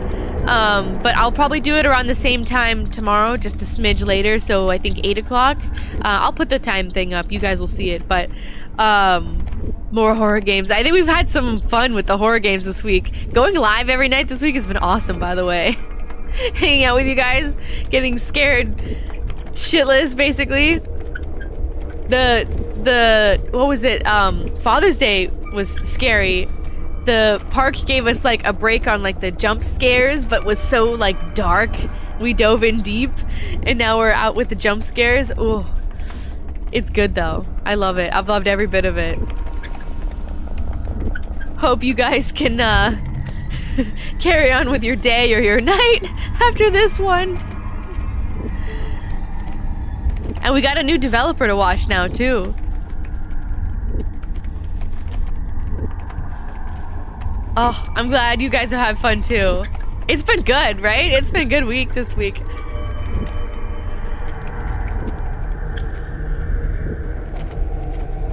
All the horror to come. I mean, we gotta, right? We gotta continue the theme. We gotta spook ourselves silly into the weekend. Oh, I love it though. 3 days in a row too. I was like, hell yeah. It'd be great. Let me do this. Oh, it's creepy. You guys don't have to stare at Jacob like fidgeting in the corner with his squeaky chair. You can still hear him though. They had good scares in this one. They definitely led you around the house. Like they pathed your way. Like they knew where to guide you in order to get you. I feel like the only thing I wish is like maybe a little bit more clarity on like some of the things to find, but we found everything and it didn't take us too long, so overall it was amazing. Quick question, metal rock, do I like Metallica or Out of the Metal? I do. I love Metallica. They're classic, they paved the way, and I love metal in general as well. I'm so here for it. That ending track, I almost want it. We'll make a RicketyGames playlist. All of it. And I love the previous music too. Was it for Father's Day, I think? Was the one that had the really killer pun intended like 80s like synth, you know, digital music, electronic music. Loved that too. But hell yeah. Dude, the knock scared the living shit out of me. They're good at knocks. Emika has done that before. We were playing something else. I think it was counting to 6, and it was that knock again, and it was like right. Like I thought somebody was like here, like at my wall. Like I was like, "Excuse me, what? Who's in my room?"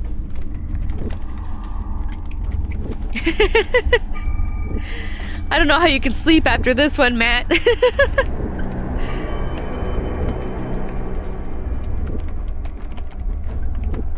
I see pop last year though, and it does help. That's good to know. Oh. I'm always falling asleep. I always want to fall asleep. I always say sleep is my favorite hobby.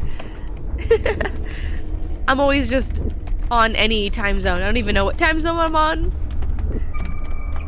But yeah, the knock scared the shit out of me. They're good at knocks. They're a little too good at knocks. They're really good at, what I appreciate in these games is the sound design, but like the, I'm forgetting the word for it, but basically the directional sound, because they put it in different ears and stuff, and I love that.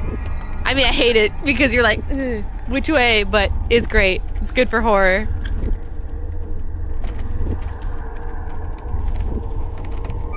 You'll be out like a baby. That's good. That's a good thing. What's next? So let me show you guys. I was still trying to figure out what was next, but I think I just found room 817.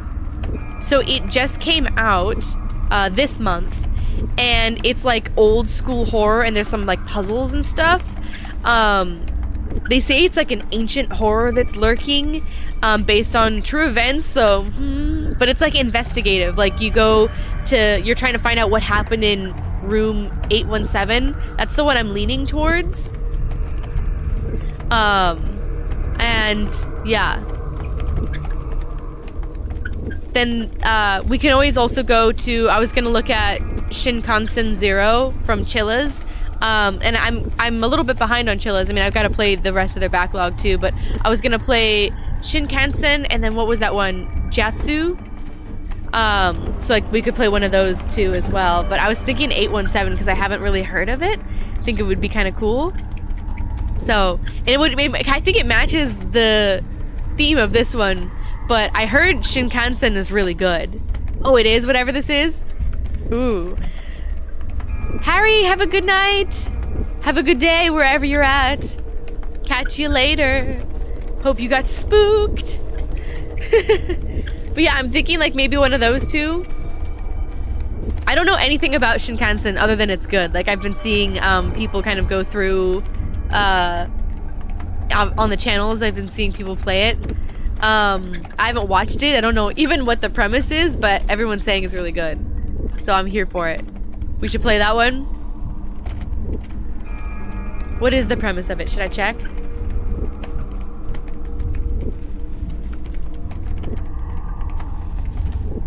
Finding anomalies. Ooh, on the bullet train. You played it? You guys played it? Ooh. I love Chilla's art. They do such good games. Like Exit 8, but better. Oh, okay. Hell yeah. The trains get spooky, man. They like to trap you on there and there's nowhere to go, so you're just in it. The anomalies thing is really interesting. I haven't played too many games with like the Find the Anomalies. I just played one that I'll show you guys for recording called Psalm 5913. And that one's like, you're in a house and you have to find like the anomaly. You have to find like the weird thing. And then when you find it, it unlocks more areas in the house to go get scared of. Station 1 with a twist. Oh, cool.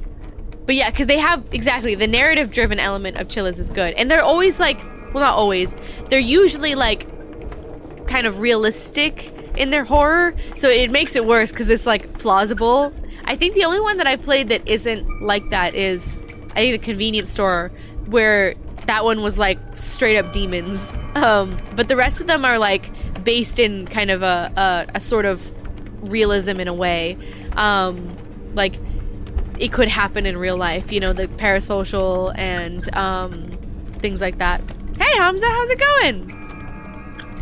You just missed being scared shitless, but we're talking about the next game. We're talking about Shinkansen from Chilla's art, and there's another game called what is it, 817? Room 817 that could possibly be for tomorrow. But howdy and welcome. Bruh. Yeah, late to the party. But everyone can tell you in the chat it was scary as fuck. I don't know if you can hear the sound. But everyone's trying to say, but welcome. We're here for chatting. I'd love to see you in the chat. Wild. Dude, time zones are wild. We were just talking about that. We're like, oh, we're all sleepy always. New pants all around indeed. Definitely had to change out a few times. They got us good. We found out what happened on April 24th. This very day. Possibly the day previous for some of you, depending on the time. But we got to investigate, and boy, did we find our answers a little too true. But yeah, oh, that's awesome. Taking the naps. Naps are good. 25th year. Oh, well, exactly. There you go. You're safe and sound from the events of April 24th. You didn't have to live through what we lived through.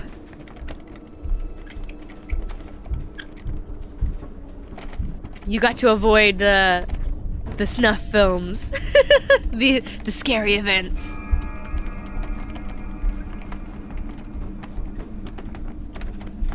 But that's awesome. Oh, I love hanging out with you guys. Uh-oh, hold the phone.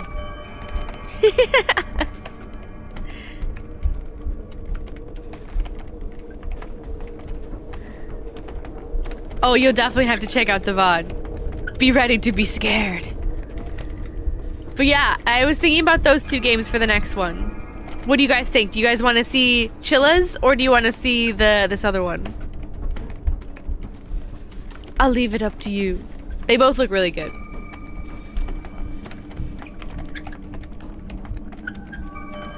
The squeaking in my ears, by the way. Ooh, Jacob is just rattling around. We'll give you a taste, Hamza. You can Chilla's. You like Chilla's? Look, you can check out this guy, Hamza. He's awaiting your eyes. Keep your eyes peeled. Oh, peeled is actually probably a terrible word to say, especially with this guy. We gotta vote for Chilla's. Exactly, our little buddy, he's hanging out. He was very helpful. Because you want to see what I find? I think I love about Chilla's too, there's usually multiple endings, so we'll be able to explore going back and forth. Jacob is vibing in the background. He's doing his little twitchy thing. He was with us the whole game. He definitely doesn't know the definition of personal space. He has a cute laugh. He was having a great time. Jacob was having a good time.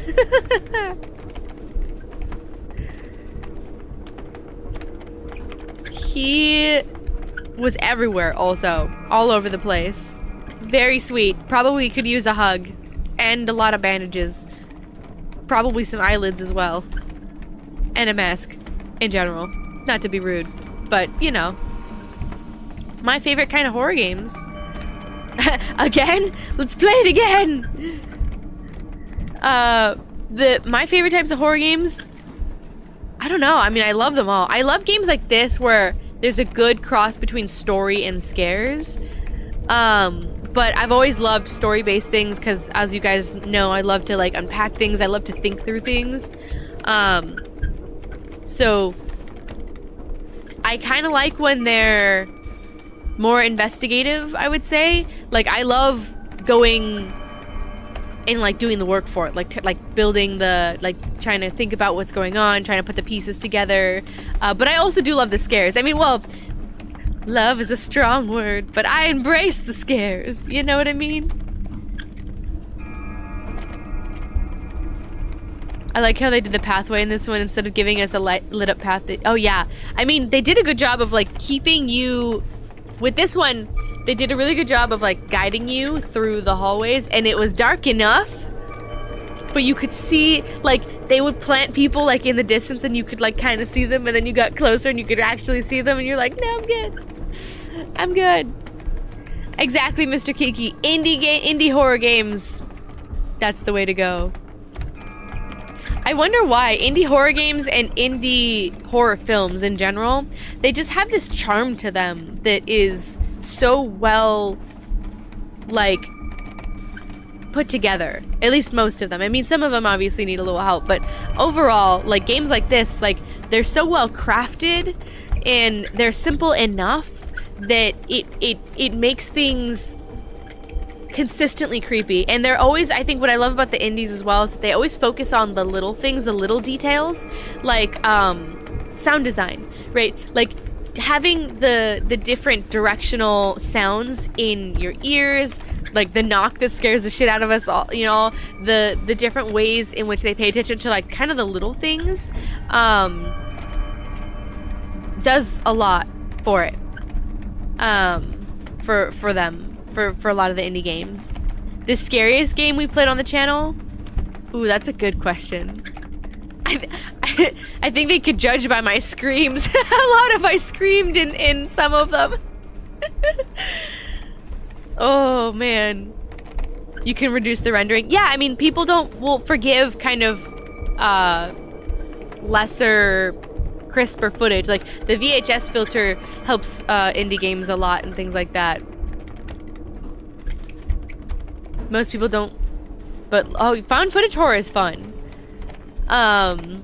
There's another one of those challenges ones I saw. There was like Don't Scream, that one, but there's a different one. It looks like the exact same game, to be honest. I don't know if it's the same developers or not, but they released another one of those. Go running through the woods and just see how scared you can get.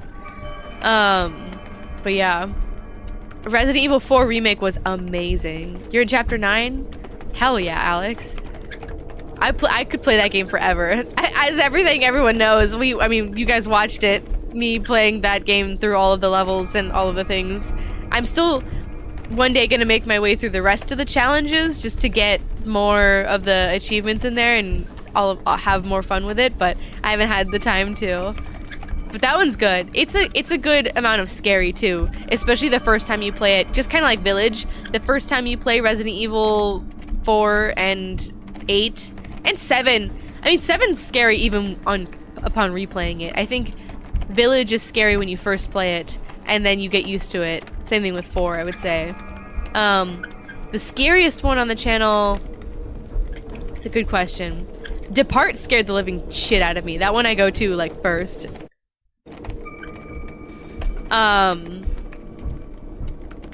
Kowloon. Welcome to Kowloon. I was avoiding that game like the plague, so playing that one scared the living crap out of me. N4BA and Emika in general can get me well, but N4BA has this realism that is not VHS, but they've got like what's the angle for it? Like the body cam type where it's like ultra realistic in your vision. That stuff is just, that gets me so bad. I don't know why, but like the VHS filter footage and stuff is scary and the aesthetic is scary, but that like particular camera angle really gets me. I don't know what it is. Like it's more fish-eyed. It's like a little bit wider, but they usually make the screens darker. Those ones are really freaky.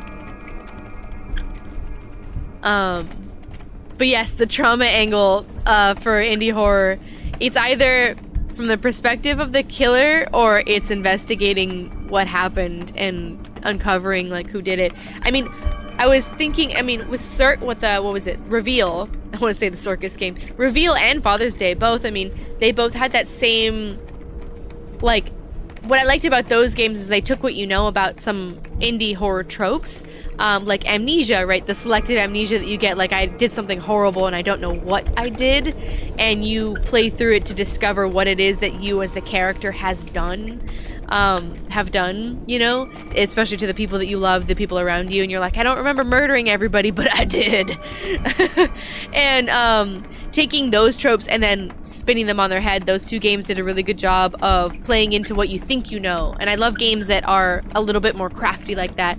The ones that go, okay, I know you know indie horror, I know you know the tropes, the tricks, and then they take that and use it against you. And I love games that do that because the thought that goes into that is a little bit extra, you know?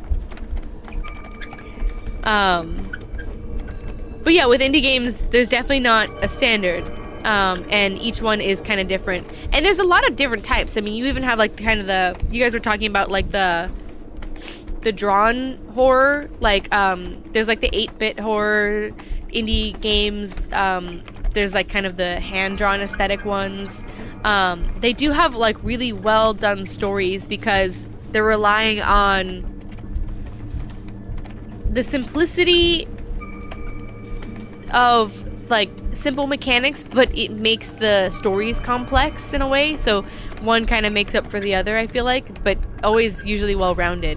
I mean, a lot of the indie games, they do a good job of like checking all the boxes. Resident Evil checks all the boxes as well. Protecting Ashley from the evil cults, absolutely. Don't let her get kidnapped. Have you gotten any, like, armor or anything for her? Or is this your first time through it, Alex? And then Resident Evil 7. It was really different from the other REs. Resident Evil series. 7 was terrifying. Like, the first time I played it, I was like, nope, I'm good, we're done. I actually loved the mechanic of watching the videotape for like the ghost hunter types, and then like manipulating stuff in the past that manipulates stuff when you pull the tape out in the future. Like, I thought that was such a cool segment. I would love to see more games do stuff like that. Or like in this game, and what was it? What was the other one? Was it the park? I don't think it was. It was the other one that we played, where you saw the different, like, I don't even know what to say, portals, I suppose? I think it was Father's Day, and like you would like go around a corner and see one thing and then go back and it was gone, you know what I mean? Like, I love that kind of clever mechanics. There's something really fun about that and really trippy about that as well. It is also really funny. Oh, exactly, Tim. That's kind of what I was gonna say. It is really funny to see the same things across the games. Like, I'm telling you, that teddy bear, like, there was a demon in this one with the top hat. Hints for you, Hamza. But I'm telling you right now, that teddy bear was responsible because he's in all of the games. He's the one who's haunting us all. I stand by that. But I love that the open asset world is there so that you can, like, indie game makers can make those things. Like, the fact that those tools are available for those that want them is amazing. Like, I absolutely love that. And you're absolutely right, where it's like, look, you know, given the right tools, the right people can use those tools to make amazing stuff. I don't mind seeing the same stuff. I think it's really funny, though, when you see, like, the same house. You're like, we've been in this house before! I feel like it's kind of like tying, like, movies with the same actors in them and being like, it's the history of that house. You know what I mean? Like, if you go, like, oh, all these people were murdered in this house, but before that, there was more murder in the house. You know what I mean? Like, we can just be like, well, this house has seen a lot of things. We're learning the history of all these places. We're just diving, you know, further and further into the genealogy of all these places. As the devs get better, they make... Yeah, exactly. And I mean, look, you can only go up from there. I mean, as we were talking about with the Fears to Fathom series, they made, you know, that first game was really short. It was like 20-30 minutes, depending on how you ran through it. And then, they each got longer and longer, and they added more characters, they added more sound effects, they added more locations in the game. I mean, it's so cool to be able to see that type of development in a game, to see them progress, to see the game maker progress. I mean, even Emika Games, I mean, and Chilla's Games, like, their mechanics over time have gotten easier for the player. Like, the convenience store, for example, there was one person who requested like 6 beers, and you had to go back and forth every time to get a single beer to get 6 of them. And then in the later games, like, you can just grab 6 at a time and then give it to something. So it's like cool to kind of see the indie gamer developers improve over time. It's always nice, you know? We all get to support each other. We gotta mix up the mannequins. It's true. And we gotta have a pizza, continuity pizza person, because the pizza's getting wasted here, there, and everywhere. They're thrown in the bathtub, thrown on the floor. A pizza tech, I love that. Somebody definitely needs that job. Ooh, and then a 5th run for you there, Alex, on Resident Evil. I mean, I think I played that game about that many times as well. It's just so good. I love the replayability of those types of games. It's something that you don't often get with indie horror games because it's hard enough to make one game, but some of them, you know, do different endings and stuff where you can kind of play out different scenarios. But Resident Evil is really good for that, like, being able to go back and experiment with the game and find more achievements. I think I love that about modern, I guess, AA, AAA games, where you actually get to, like, go do more than just what the game mission is. I think that's really fun and a really great way to not only explore more of the game and more of the characters, but also just have more fun for it and get more out of the game itself. Because like you can replay games like April 24th and like Emika Games, but they probably don't have the same effect now that you know all the scares. But either way, they're all good. It's not to say that they're like one and done, but there's definitely something like, you know, more fun when you experience it for the first time because it scares the living shit out of you.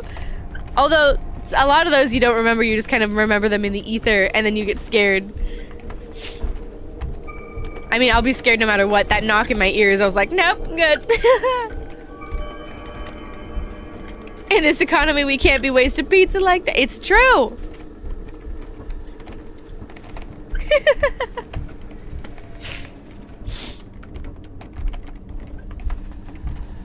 $20 for a large pizza.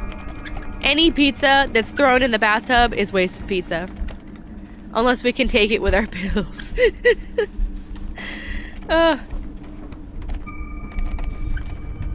Doing it on standard. Hey, any replayability in that game is fun. But a good horror, what are you saying, Tim? A good horror game is more randomized, and then some of you try to put scares in different places. I mean, there is definitely something to that, right? Like randomizing the scares or randomizing the items. Then it's always, I guess, fresh, right? Because you can never tell. I think the only thing that randomization backfires on is if you get stuck somewhere and you're like, oh, I need to find something or I need this thing and you can't find it, then no one can help you because it's all randomized. Like there was a game, I can't remember what it was. I think it was one of the N4BA games, and there was like a set of keys that I swear I was supposed to get and I couldn't find it. And then I was like, I got lost in circles for a while and I was trying to look it up, but they're like, I can't help you because it's randomized. And I was like, well, shit, I just gotta wander around with my 10 pairs of underwear until I find it. I guess just the scares. I mean, a good random jump scare is always good. It's cheap though.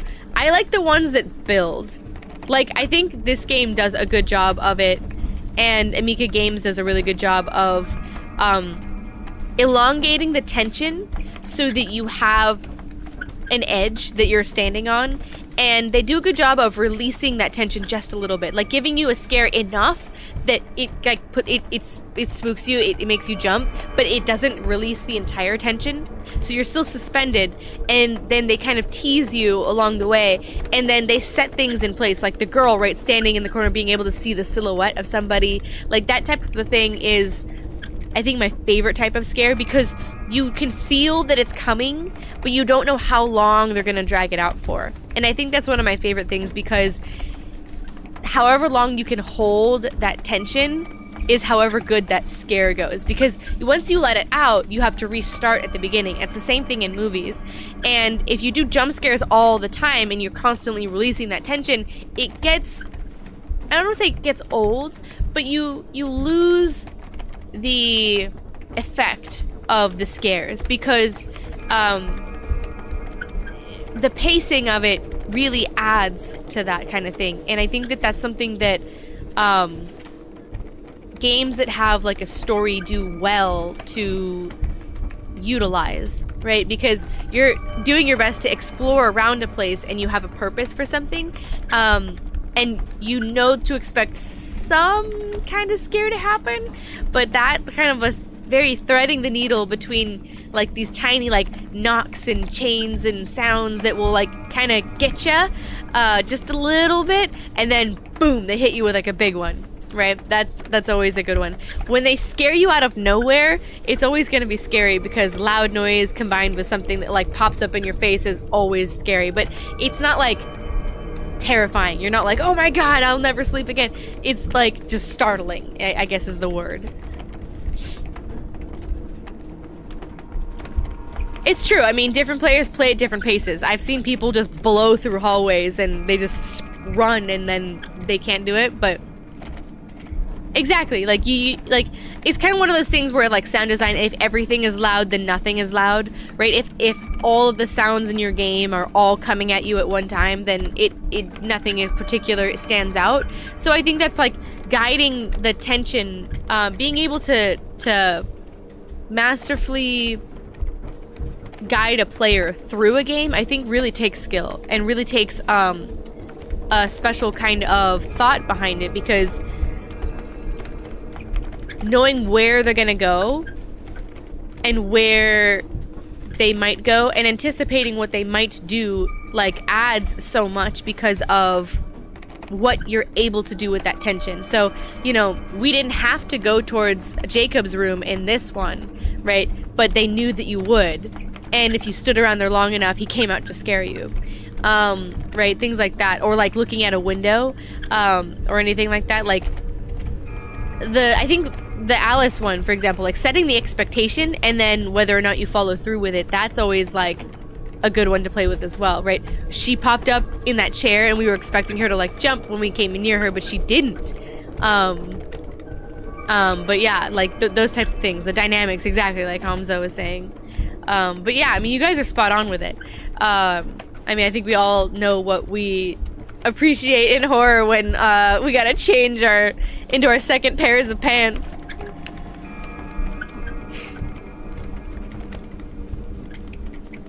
Oh yeah, exactly. The TCM film.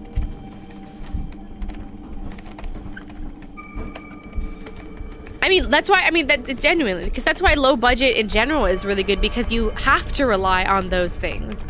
They don't have the money oftentimes to throw all of the effects and the bells and whistles. So, you know, that restriction often makes you more creative. That's one of those kind of special perks, I guess, to being... Exactly, no fixing things in post. That's kind of like one of the special sadnesses, I guess, of not having money, like a silver lining, I guess, not to having all of the resources, is that you have to be really creative. I think that's why, like, you know, horror movies, original horror movies from the 70s and 80s are oftentimes more scary, because they relied on lighting and shadows to disguise, you know, what was kind of shitty effects, shitty makeup. Because if you look at it straight on, you're like, that's not that scary. But if they disguise it from you and let your imagination do a lot of the work, right, and then do good sound design, do good framing, you know, things to kind of unsettle you over and over and over again, so you're so, you know, tense, you know, that's one of those things where you're doing part of the work for yourself, because you're scared because of what you don't know, right, or what isn't around. But yeah, Texas Chainsaw Massacre. Oh, the sound. I mean, the original one is incredible. The sound design in that movie is really great. I mean, it was really one of the first times that people got so intensely horrified by the sights and the sounds, right? Speaking of lighting, why is nighttime lighting so bad these days? It's either pitch black. In a lot of games, it's like so dark. I'll turn the brightness all the way up and be like, I still can't see anything. I always try to keep it dark enough, but there are some times where I'm like, even when they tell you, like, I always try to put it where they say, like, the logo is barely visible. I always put it over there, and still, like, I feel like even with that, I can't see anything. This one had not too bad lighting. It was, like, good enough. And film and TV, yeah, it's either way too bright or way too dark. One of my favorite games to play when watching a movie is to count how many lamps are in a room, because they're trying to make up for studio lights, so they want practicals to pretend like they're being the source of that light. So if next time you're watching something, like somebody's just chilling in a living room, they've got like 5 lamps around them. It's kind of funny. I know a lot of horror today relies really heavily on actors and VFX in general. I think the simpler ones are almost the better ones, and a lot of times are the indie ones, kind of art house stuff, that definitely kind of feed into that, like, less is more kind of approach.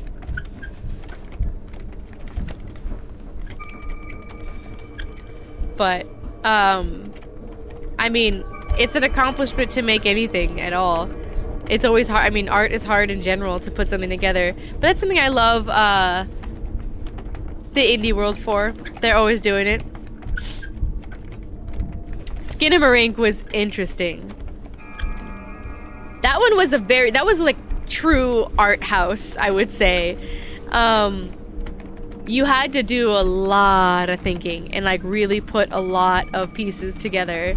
That one was a really hard one. If you're not like glued to the TV listening to every little thing, and I think you had to probably do a little bit of background about the author of that movie in order to fully understand it, because they tell you absolutely nothing.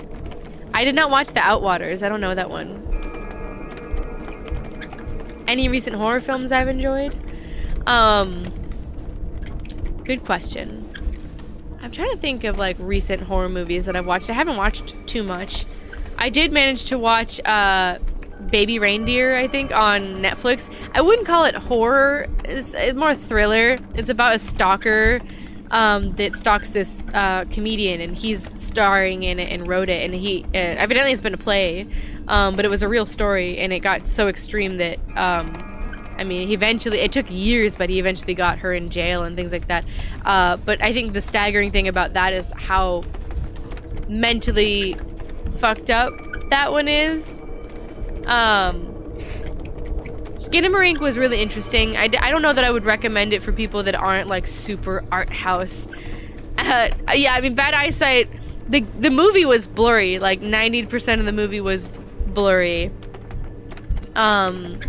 You were staring at walls and ceilings, listening to really, really low whispers. Describing it like that is pretty accurate. I feel like it's mean, but it's accurate. And like you had to get really deep with some of the cartoon references that they were doing and stuff. Definitely not an easy film. Like, I feel like that film you need to watch it on like a small screen with like headphones and be like really into it and like actually understand what's going on. The Ripley Show, I have not seen that. Terrifier 2, oh my goodness. When Evil Lurks, I haven't seen that one. Terrifier is a fun series. I don't know if I've seen any recent. I'm trying to think of like the more recent horror movies that I've seen. I don't know that I have. Definitely not this year. I haven't really had much time. We've been like doing this show. My show has been the true horror movie for me lately. True crime. But I mean, I always love recommending movies all the time. I love like The Others, Pontypool. I'm trying to think of like all of the horror. I mean, the Insidious series is good. The Conjuring series is good. A little cheesy at times, but I mean, they're supposed to be. I feel like you're not supposed to take them too seriously. I feel like Insidious was the perfect amount of camp with the horror, but the ending of The Conjuring I kind of wish was a little less cheesy. But I think that one was fine overall. The second one I loved, the second Conjuring. I think that one was the perfect amount of seriousness, I guess. Possession, Hamza. Oh, that movie is so good. That one's a weird one. If you guys want a weird film to watch, I don't know if it's like scary, but it's definitely disturbing to watch. There are certain scenes in that movie that are really super fucked. It's from 1981. It's Isabella Anjani and Sam Neill. If you ever seen him cast in The Omen, that's why. Sinister fucked me up the first time I watched it. Insidious was a good one, the first one. I liked that one. It was just fun. It was just like a good time. Sinister, the first time I watched it, I was like not okay with that film. I also watched it. We did like a horror movie night, and I ended up watching that one at like 3 in the morning. It was like one of the last ones we watched, and I was like, oh my god, it was so messed up. It was good though. It was a good one. Obviously, like the Paranormal Activities are always fun. The Blair Witch Project, a lot of the classics. Habit, I would argue, from 1995 by Larry Fassenden. He's one of my indie film heroes. He does really good films that have to do a lot with monster theory. Like, there's a lot to unpack. I mean, all of these you can unpack like hell with monster theory. I'll go into that forever. I didn't get to watch X, but I heard it was good. T West, right? A lot of his films are very to the max, but really good. Green Room was really good. Kind of in the same vibe as like X and some of his other films. Not the same director, but like very extreme, I would say, in a lot of ways. That was a good one. Sinister had great jump scares. I mean, just general disturbing things. The films alone, the way that they did them, I was like, ooh. Mandy, ooh, yeah, Mandy was good. That was a good one. All the films. I'm trying to think of some other ones that people don't know as much of. I mean, obviously, like there's like a lot of the classics, like 28 Days Later. They're making a new 28 Days. I think it's like 28 years later or something like that, which is funny. They're bringing back the cast for that. Pontypool was really good. If you want something kind of different, it's like zombies, but like it's infecting you through like orally, through like sound. House of the Devil. Ooh, that was a good one. I liked that one. What was the other one? Did he do, I want to say like Left Alone or something like that? I can't remember what it was called. I'm spacing. I'm tired. It's been a long day. Kingdom. I think I know that one. I think I've seen bits and pieces of that one. The Descent. Oh, yeah. Creepy. Oh, The Reaping is a fun one. It's like cheesy, but it like deals with like the plagues that are coming and like kind of biblical references. The Reaping reminded me, or I should say, because The Reaping's older, Outlast 2, where like you're in the woods with like Papa Noel and stuff, reminded me of like The Reaping. You're Next. Oh, that was the good one. That was creepy. House of the Devil definitely nailed that like 80s aesthetic. He kind of really nails that general like 80s, 70s aesthetic really well. T West. Pulse fucked me up. That game scared the shit out of me. The movie scared the shit out of me. That one was real. I was like, nope, I'm good. Some of the old Japanese horror movies are really freaky. Pulse was definitely one of them that like got to me. It was like, I feel like it was less scary on screen and more like mentally scary. It kind of reminded me of well,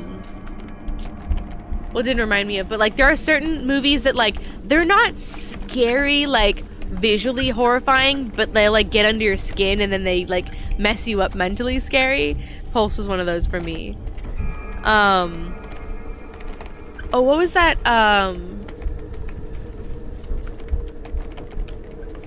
Oh, I'm forgetting all of the horror movies right now. Norai the Curse. Ooh, that's good. Oh, that's it. That's what I was gonna say. Lake Mungo. Matt, that's so funny that you mentioned that. That's what I was trying to think of. Lake Mungo, it wasn't visually scary, but it scared me mentally. Like, there was like certain visuals in that movie that just got under my skin and it like gave me nightmares. And I was like scared of that one. I don't know why. I watched it in a horror movie class that I was taking, and my teacher was like, it's really good, you should check it out. So we were watching it, and yeah, it's like psychological, just like gets you. I'll definitely have to check out Cure. I'm gonna be scared to death. Oh, I'll never sleep again. I loved Grave Encounters. I've definitely seen that one. And literally Under the Skin. That one's a good one too. Alien vibes, the existential horror. I mean, speaking of that, Annihilation was really good. And Annihilation, the sound design in that, the general concept of that stuff was really freaky. And Once Human, I think whatever this is might not be in our chat anymore, but he was playing the beta for that game. Once Human looks exactly like the game version of Annihilation, which is also one of the reasons I'm really excited for it, because everything in it used to be human, and I just, that concept is really interesting to me. But yeah, the the documentary interview for horror films, like the mockumentary, is such a good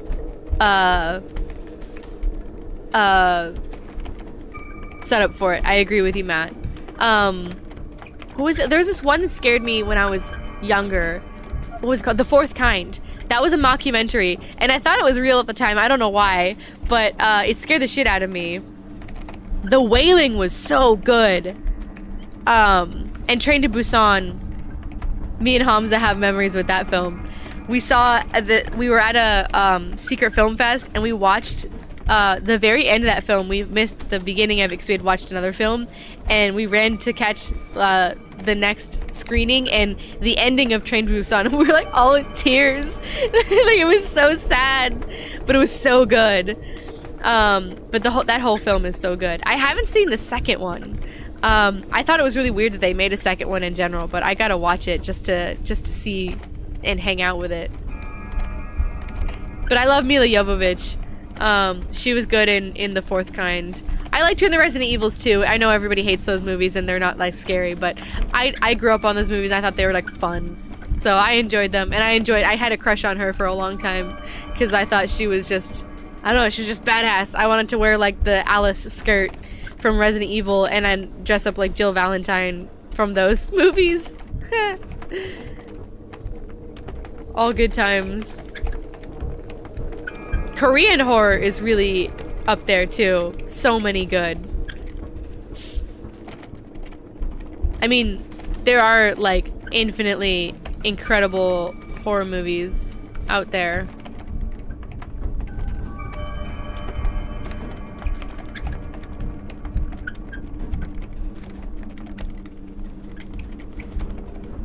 Nora is about a documentary filmmaker who explores seemingly unrelated paranormal incidents. Ooh.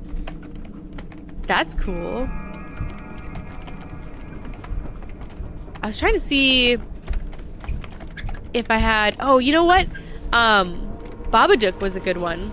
I haven't seen that one recently, but that was also good. We mentioned that one the other day because of the guy at the park. The first Resident Evil, I know. I mean, all of the Resident Evil movies are like so bad they're good.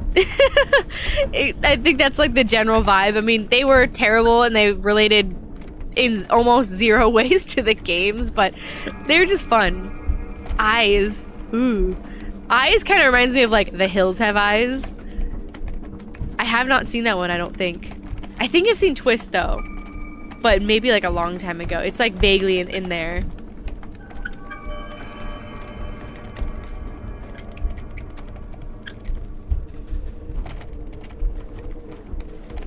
I'm trying to think of like other good ones that's in my brain. A good story. It is a good story. I'm spacing because I'm fried, but I love all of these movies. We gotta set up this horror movie night at some point where we just like watch stuff. I'll have to bug you guys and be like, how the hell do we watch shit on Discord? We'll get the popcorn.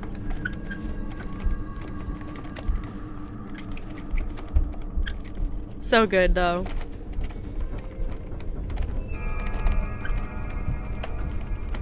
Oh, I'm just like enjoying hearing everything. I should probably sign off because I'm like going silent. I'm literally just thinking about horror movies now, like in my brain. I'm like, oh, I'm trying to like go through like my favorites. I'm also just like spacing. We should probably call it a night because we're all just like rambling at this point. But have a good night, Hamza. Thank you for dropping by. Thank you for your movie recommendations. I love that these chats will be up here also, so like we can all just like come back and be like, oh, here's all the movies. When Evil Lurks. I don't think I've seen that one. Oh. Creepy vibes. Ooh, yeah. See, I love creepy. Those ones that get under your skin are like crazy. What's the one that recently came out with the mom from The Shining, and it's like the sister and her head gets like knocked off with Alex Wolff in it? I'm forgetting the name of it. That scared the living shit out of me at the end. Like the whole movie didn't scare me until like shit got real at the end, and she was like crawling on the walls and stuff. Hereditary, that's what it was. I love Shaun of the Dead. Horror comedy there's a special place in my heart for that. I mean, I love Dawn of the Dead, so I had to love Shaun of the Dead. Edgar Wright in general is one of my ultimate film heroes. I mean, the way that man approaches films is unbelievably clever in its audio design, its script, its editing. Like, I could go on a diatribe about like how well made those movies are. All of those. Shaun of the Dead is a good time. Another good one that is Tucker and Dale versus Evil. That one I laugh my ass off with it because it's like the cabin in the woods with the 5 kids, a slasher movie, right? But then they flip it on you and it's like, oh, well, what if they were? Exactly. It's just unique because it's like they're hanging out in the woods, like trying to have a vacation, and the kids are there and bad things happen to the kids and they're like, oh my god, this is horrible. But the kids think that they are, you know, the bad guys because they look sinister. Exactly. Me and Matt are the same vibe there. But yeah, I love Shaun of the Dead. Simon Pegg and Edgar Wright, I mean Nick Frost, all of them, they're so good. The Cornetto trilogy, I think that's what it's called, right? Where it's like The World's End, and Hot Fuzz. I love those movies. I love those movies a little too much, but they're so good. Like Haunted Honeymoon is an old one, but a really good one that's like horror, comedy. Young Frankenstein. I don't know if it's like horror. That one's just play on Frankenstein and it's just Mel Brooks. I just love that one. But yeah, there's so many good films. I mean, I love that. I mean, that's why I wanted to work in it, because I was like, oh, making a horror movie is hilarious because of everything is just funny. Like, when you do a comedy, like, you're so busy trying to make the movie funny that everyone on set is serious. It's the complete opposite for a horror film. Like, on a horror set, everything is so serious because it's, like, blood and guts and, like, you're trying to, like, make the scares and stuff, that everything is funny. It's just, like, one of those things. Ed is literally you. I mean, you could love horror movies and just be like, oh god. I love when I'm in a movie theater and everybody's like active and everyone's like freaking out. Mr. Kagi, I see Haunted Honeymoon is like an old one, but it's so good and like no one knows that film. It's so funny. It's Gene Wilder and Gilda Radner, and he's got like a condition where he's scared, and in order to cure him, he's like scared of like everything, and in order to cure him of his scares, they have to scare him to death. So the whole movie's like trying to scare the shit out of this man, and it's so funny.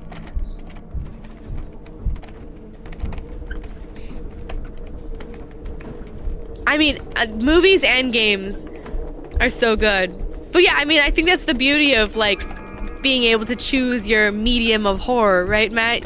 Like, even if you can't play it as much, you can definitely watch it or experience it. And that's why I love games that like cater to the sound design as well, because even if you aren't able to visually experience the movie or the game, a good sound design can scare you just as much. So I love, you know, that, you know, added level of detail that can also be inclusive at the same time. It's so good. Tim, it was alright. I mean, very true. I mean, if you don't see the whole thing and then you're just like, yeah, it was alright. I mean, I have people that do the other ways where you play it and you're like, oh my, you're like interacting with the whole thing, and at the end you're like, nah. Oh no, exactly. I mean, that's what the streamer thing is there for. Cause like, I mean, that's why I originally watched a lot of Let's Plays, is because I didn't have time to get to a lot of games. So the ones that I didn't get to, I would watch. And then also I loved, you know, people's thoughts and interactivity with it and being a part of the game. It felt like being a part of it. So that's why I love that we can, you know, be able to enjoy Let's Plays and stuff like that, and I'm even more thankful to be able to be doing them now. I get an excuse now to play the games that I didn't have time for, because it's now a part of the... there's a purpose for it. But yeah. Exactly! I mean, I think that's the best way you can do it, right? If there's something for everyone to be able to enjoy stuff, and Tim can attest to this, like I always want to make sure that people are able to enjoy it how they can. So like I always try to make sure that the subtitles are on, or that I point out things that are in the background, things like that, because like when I'm editing stuff, my editing is coming from the point of view of the audience. So I want to make sure that, like, if I see something and it's like, you know, I want to make sure you see it too. I want to make sure that, like, I'm describing what's happening. Like, if I just cut to something that's like 15 minutes later, I want to tell you what I was doing at least, because then you have an idea. For me, it's about the continuity of the game, the storytelling of it, and even if I get lost or something like that, I just want you guys to know that, because I feel like being able to follow is half the problem, and if you don't have to worry about that, then you can kind of just enjoy the game itself, the atmosphere, the story, etc. But yeah, no, I'm so thankful that games and movies and spaces like this can be inclusive in general, regardless of the player, regardless of the creator, because, you know, we could do it for everybody. But, yeah, I mean, and horror, I think, really connects people, because we can all be scared together. You know, there's something like trauma bonding, right? We're all just, like, scared shitless together. We have the common memory of being scared by the knocks and the pizza in the bathtub and all the mannequins. I mean, we're building a collective mind to pull from, that connects us all. I am a pirate. I do try to find things. It is awful as to elongate the hallways and everything. I'm like, oh, I gotta go find stuff. You're like, oh, it's worth it though, because when we find something cool, or we find like extra things, like that's the best. I'm definitely not like 100% completionist. I try to find everything I can. That's always my goal, is like find everything I can. I feel like if I do my due diligence, then I feel like I did my justice towards the game. I mean, if I can get 100%, I would want it, obviously, but to me, it's more important to just like at least explore, even if it's scary. Like, guys, should we go down this hallway? I guess so. But that's the good time. All the pills. There's so many pills. All the pizza, all the mannequins, all the blood. All the different tools as well. I feel like one of these days I should make like maybe when I do the next horror like night, like collective night, where we do like a bunch of games in one, I feel like I should put together like a little bingo sheet and share it in like the chat, so you guys can be like, red bolt cutters, check. And like just like we'll play, I don't even know how, but like we'll just be like, oh, here's all the things, all the indie horror tropes. Teddy bear? Check. You know what I mean? Who gets bingo first? I think that would be fun. Because as we were talking about before, a lot of the assets are reused and stuff. A lot of the indie horrors and stuff are reused. So I think it'll be so funny to just kind of play a game on top of the game with each other. Especially now that we are building our kind of collective memories. Bonus points if you get the pills in the bathtub. Or pizza in the bathtub. Or the clowns. You know, things like that. I feel like it'd be good.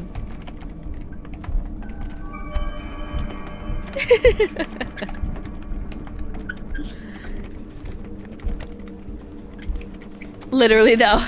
I'm always like, well, we should probably end it. And I'm like, but we can keep talking. I just love hanging out with you guys. That's the goal. A southern goodbye. That's a good name for it.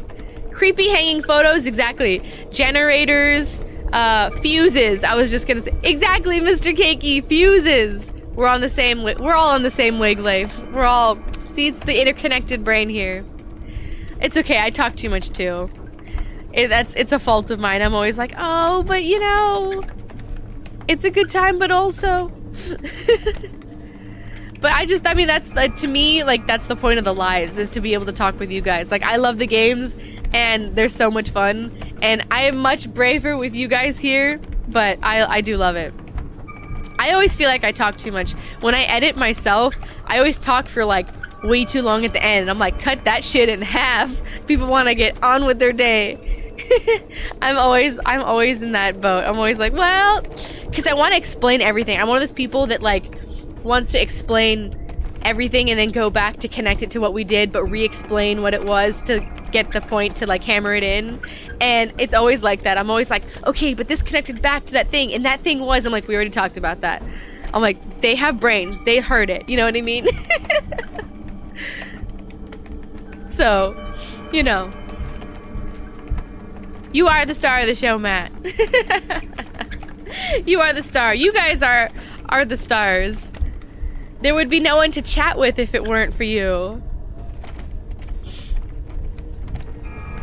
I know, I love it. Alex, Matt, Mr. Cakey, Tim, I love it. The fact that I can pull you guys every night so far, even. It's such a good time.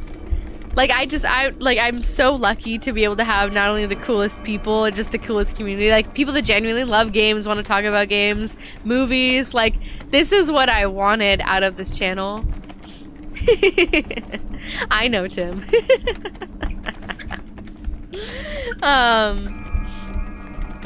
But like, you know, that, like, this is literally like all that I wanted. I was like, man, just cool people to chat with that love like cool shit, right? Good music, good games, freaky things. We all have a warped sense of humor. I mean, it's perfect. You guys found me, I found you. I mean, hell yeah. This is the band. We're all together, as I like to say. By the way, that line, we're getting the band back together. I know it's just a thing in general, but the one that I'm referencing in particular is The World's End by Edgar Wright with Simon Pegg and Nick Frost. Because in that movie, he's like, we're getting the band back. I don't know. He makes a big deal of it because they're all going back to their hometown to go get drunk, essentially. And that, when I say that, like, that's the quote that's like echoing in my head. If I ever get one of those sound things, like, that's gonna be the one of them. So far, I haven't gotten any mean people. I'm sure they'll come. The trolls will the trolls will find us, but we'll keep them at bay. So far, we're good. The flute solos? The World's End in theaters, I bet that was fun. I think I only saw it after it came out on digital. But I love that movie. I watch it a lot. It's just like, I know people like Gary King, the main character in that, like, they just don't want to grow up. Just that movie hits close to home for me. It is so funny. Like, all of the random that type of humor in general is my humor as well. But yeah. Love me some flute solos.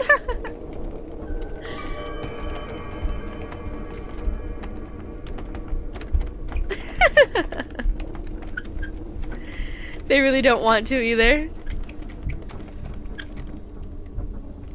I think we've done a great job of avoiding the trolls. We won't feed them. They'll come eventually. But we know our sense of humor.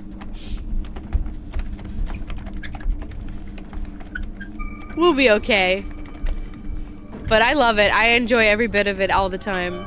I always, like, I end these and I'm smiling for like the rest of the week. I'm like, this is just smiles forever. Get to chat with all my cool friends here. But I could literally keep going all night. We should probably call it. Intentionally misinterpret them. I mean, yeah, you don't want to feed the trolls, but to troll them back a little bit is always fun. They're always just there to tear up shit, so I think the less you deal with them, the better. I've gotten a couple people that comment like random words. I don't think they're trying to be trolls. I think they're like, you know those like call to actions from like some other creators that are like, oh, go and type this word on somebody else's thing. Like, I've gotten like promo SM and I'm like, what is that? Like, they're not mean comments, but they're just random comments, and I'm always like, what? do I do with that? I'll just leave it there, I suppose. But yeah. They do. They want attention. But we're not gonna give it to them. We got too many mannequins to stare at, respectfully, for that, you know? Our attention is called to other matters.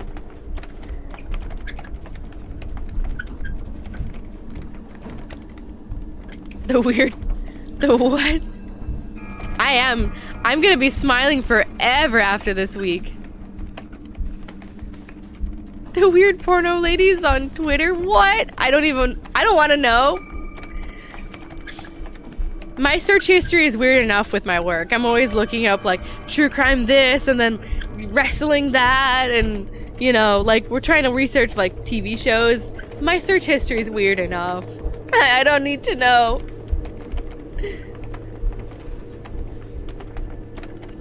Exactly. We don't feed the trolls. We feed the demons, not the trolls.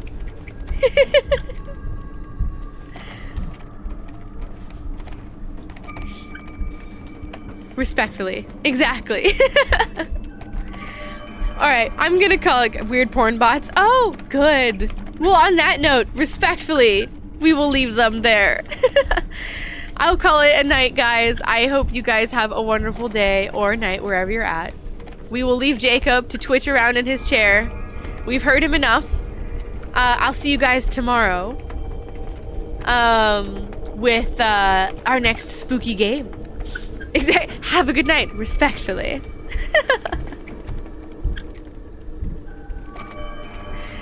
It's so good to chat with you guys.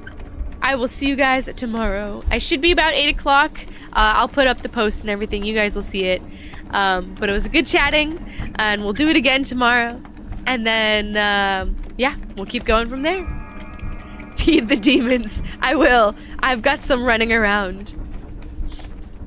Again tomorrow, Tim. It's madness. It's absolute madness. But I love it. We love the madness. That's what we're here for. We're here for the chaos. Night, guys.